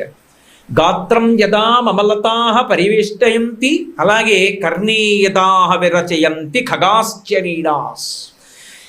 ఈ తీగలు ఎప్పుడైతే చుట్టుకున్నాయో పక్షులు నమ్ముతాయిట వీడు కదలడని. స్థాణువు అని చెవుల్లోకి తెచ్చి పుల్లలు పెట్టి గూళ్ళు కట్టి పక్షులు గుడ్లు పెట్టి పొదిగి పిల్లల్ని చేసి అందులో అరుస్తూ ఉంటాయిట. అయినా సరే బాహ్యమైనటువంటి స్మృతి లేకుండా అంతర్ముఖత్వాన్ని పొందుతట. అటువంటి శ్రీశైలంలో నేను ఎప్పుడు తపస్సు చేస్తానో అని శంకరులంతటి వారు కోరుకున్నారు. అంటే శంకరాచార్యుల వారికి ఈ భారతదేశం మొత్తం మీద ఉన్న క్షేత్రాలు ఒకెత్తు, శ్రీశైలం ఒకెత్తు అయినప్పుడు అపరశంకరావతారులై శ్రీశైల క్షేత్రం పట్ల అపారమైనటువంటి మక్కువ కలిగినటువంటి చంద్రశేఖరేంద్ర సరస్వతి స్వామి వారికి ఎంతటి మక్కువ ఉంటుంది. ఒకప్పుడు వారిక్కడ పాలధారలు పంచధారల దగ్గరికి వచ్చి ఇదే శంకరాచార్యుల వారు తపస్సు చేసిన స్థలమని అక్కడ కూర్చుని ధ్యానమగ్నులైపోతే ఎవరు దగ్గరికి వెళ్ళి ఆయన్ని బహిర్ముఖుల్ని చెయ్యగలరు. కంచి కామకోటి పీఠం అంతా అలజడి పుట్టింది. ఇక మహాస్వామి వెనక్కి రారు. బహుశా జయేంద్ర సరస్వతి స్వామి వారిని పీఠాధిపతిగా ఉండిపోమ్మని శ్రీశైలంలోనే ఉండిపోతారు, తపస్సులో ఉండిపోతారని. అటువంటప్పుడు వారి దగ్గరికి వెళ్ళి మాట్లాడాలంటే ఎవరికి సాధ్యం కాదని, ఒక్క పండితులు వస్తే మాత్రం సంతోషంతో పలకరిస్తారని ఇతరుల్ని పంపించడానికి భయం వేసి మాండలిక వెంకటశాస్త్రి గారిని పంపిస్తే ఆయన వచ్చి ఎదురుగుండా నిలబడితే బహిర్ముఖులై తర్వాత మళ్ళీ కాంచీపురం వెళ్ళారు. వారికి శ్రీశైలం అంటే అంత భక్తి. అటువంటి భక్తి కలిగినటువంటి ఈ శ్రీశైల క్షేత్రంలో ఉన్న కామకోటి మఠ ప్రాంగణంలో, మఠ పాలిత ప్రాంతమైనటువంటి ఈ ప్రాంగణంలో నాకైతే పరిపూర్ణమైన విశ్వాసం, చంద్రశేఖరేంద్ర సరస్వతి స్వామివారు ఇక్కడ తిరుగుతూనే ఉంటారు. దానికి ప్రబల సాక్ష్యం, వారి మొన్న ఆరాధన జరిగినటువంటి రోజున కటిక చీకట్లో తలుపులు వేసేసి ఉన్నటువంటి గదిలో సీసీ కెమెరా పట్టుకుని రికార్డ్ చేసింది. ఒక జ్యోతి ఒకటి ఆ ప్రాంగణం అంతా తిరిగి, శివలింగాలు రుద్రాక్షలు ఉన్న చోట తిరిగి ఒక జ్యోతి అంతర్ధానమైంది. కటిక చీకటి, ఎవ్వరూ లేరు, తలుపులు వేసేసి ఉంది ఆ పుస్తక ప్రాంగణం. అందులో జ్యోతి తిరుగుతుండగా సీసీ కెమెరా దాన్ని రికార్డ్ చేసింది. ఆ మరునాడు ఎందుకో వెనక్కి తిప్పి చూస్తే ఆ జ్యోతి కనపడింది. ఇవాళ నేను ప్రాంగణంలోకి రాగానే చూశాను. మీ అందరూ కూడా చూడాలి అనుకుంటే బహుశా రేపో ఎల్లుండో సముద్రాల కృష్ణమూర్తి గారు దాన్ని చూపించడానికి పరమ సంతోషంతో ముందుకొస్తారు అని అనుకుంటున్నాను. కాబట్టి మహాస్వామి వారికి ఈ ప్రాంగణం అంటే అంత భక్తి, అంత భక్తి వారికి ఉన్నటువంటి ప్రాంగణంలో వారు రుద్రాక్ష మంటపంలోకి ప్రవేశించినటువంటి శుభగడియ. ఇప్పటికీ తిరుత్తణి క్షేత్రంలో ఒక మాట చెప్తారు, సుబ్రహ్మణ్యుడు ఎప్పుడైనా కొంచెం ఆగ్రహోదగ్రుడైనట్టు కనపడితే ఒక్కసారి ఊరేగింపు చేసి హారతిచ్చి రుద్రాక్ష మంటపంలోకి ప్రవేశపెడతారు. రుద్రాక్ష మంటపంలోకి ప్రవేశిస్తే పరమ ప్రశాంత చిత్తులై పరమ ప్రసన్నులు అవుతారు. ఇప్పుడు ఈ ప్రాంగణంలో రుద్రాక్ష మంటపాన్ని ఏర్పాటు చేసి రుద్రాక్ష మంటపంలో మహాస్వామి వారిని సన్నిధానం చేయించారు. అదొక్కటే కాదు, వారికి ఏ శ్రీమాతా స్వరూపం అంటే అపారమైన భక్తియో, ఆఖరికి వారు కూర్చున్న పల్లకి మోసినా సరే కామాక్షి కామాక్షి కామాక్షి కామాక్షి అంటూ మొయ్యాలి. ఎప్పుడూ ఆ పేరు వినపడుతుండాలి. ఏమండి?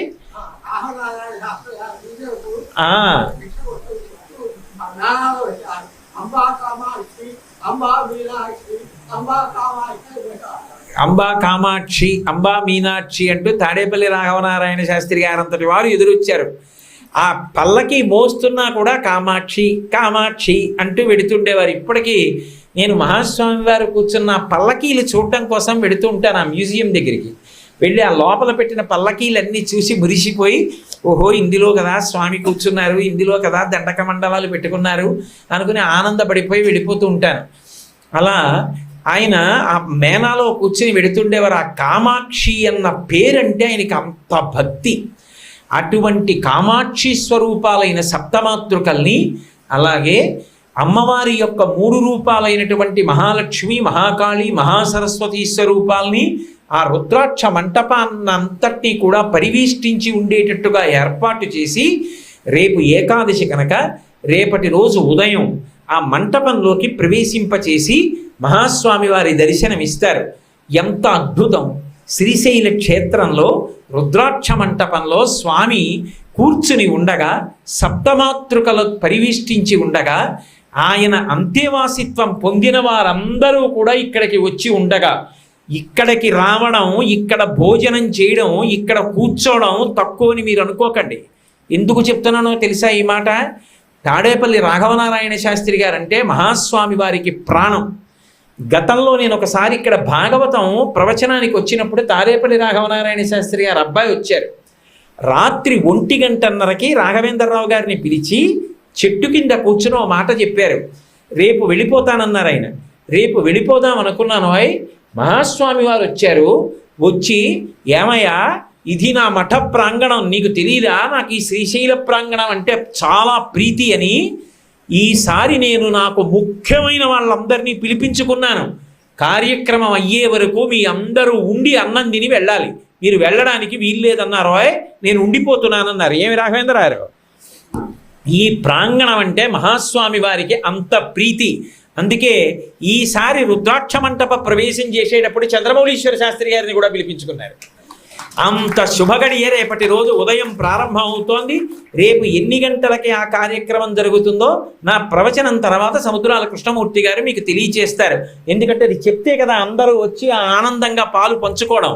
రేపటి రోజు మళ్ళీ సాయంకాలం 6:30 మనం కలుసుకున్నప్పుడు మహాస్వామి వారి యొక్క జీవితంలోంచి మరికొన్ని అద్భుతమైనటువంటి ఘట్టాలని, వారి జీవితమే అద్భుతం, మరికొన్ని ఘట్టాలని వారు నాకు ఏవి ప్రచోదనం చేస్తే వాటిని పలకడానికి ప్రయత్నిస్తాను.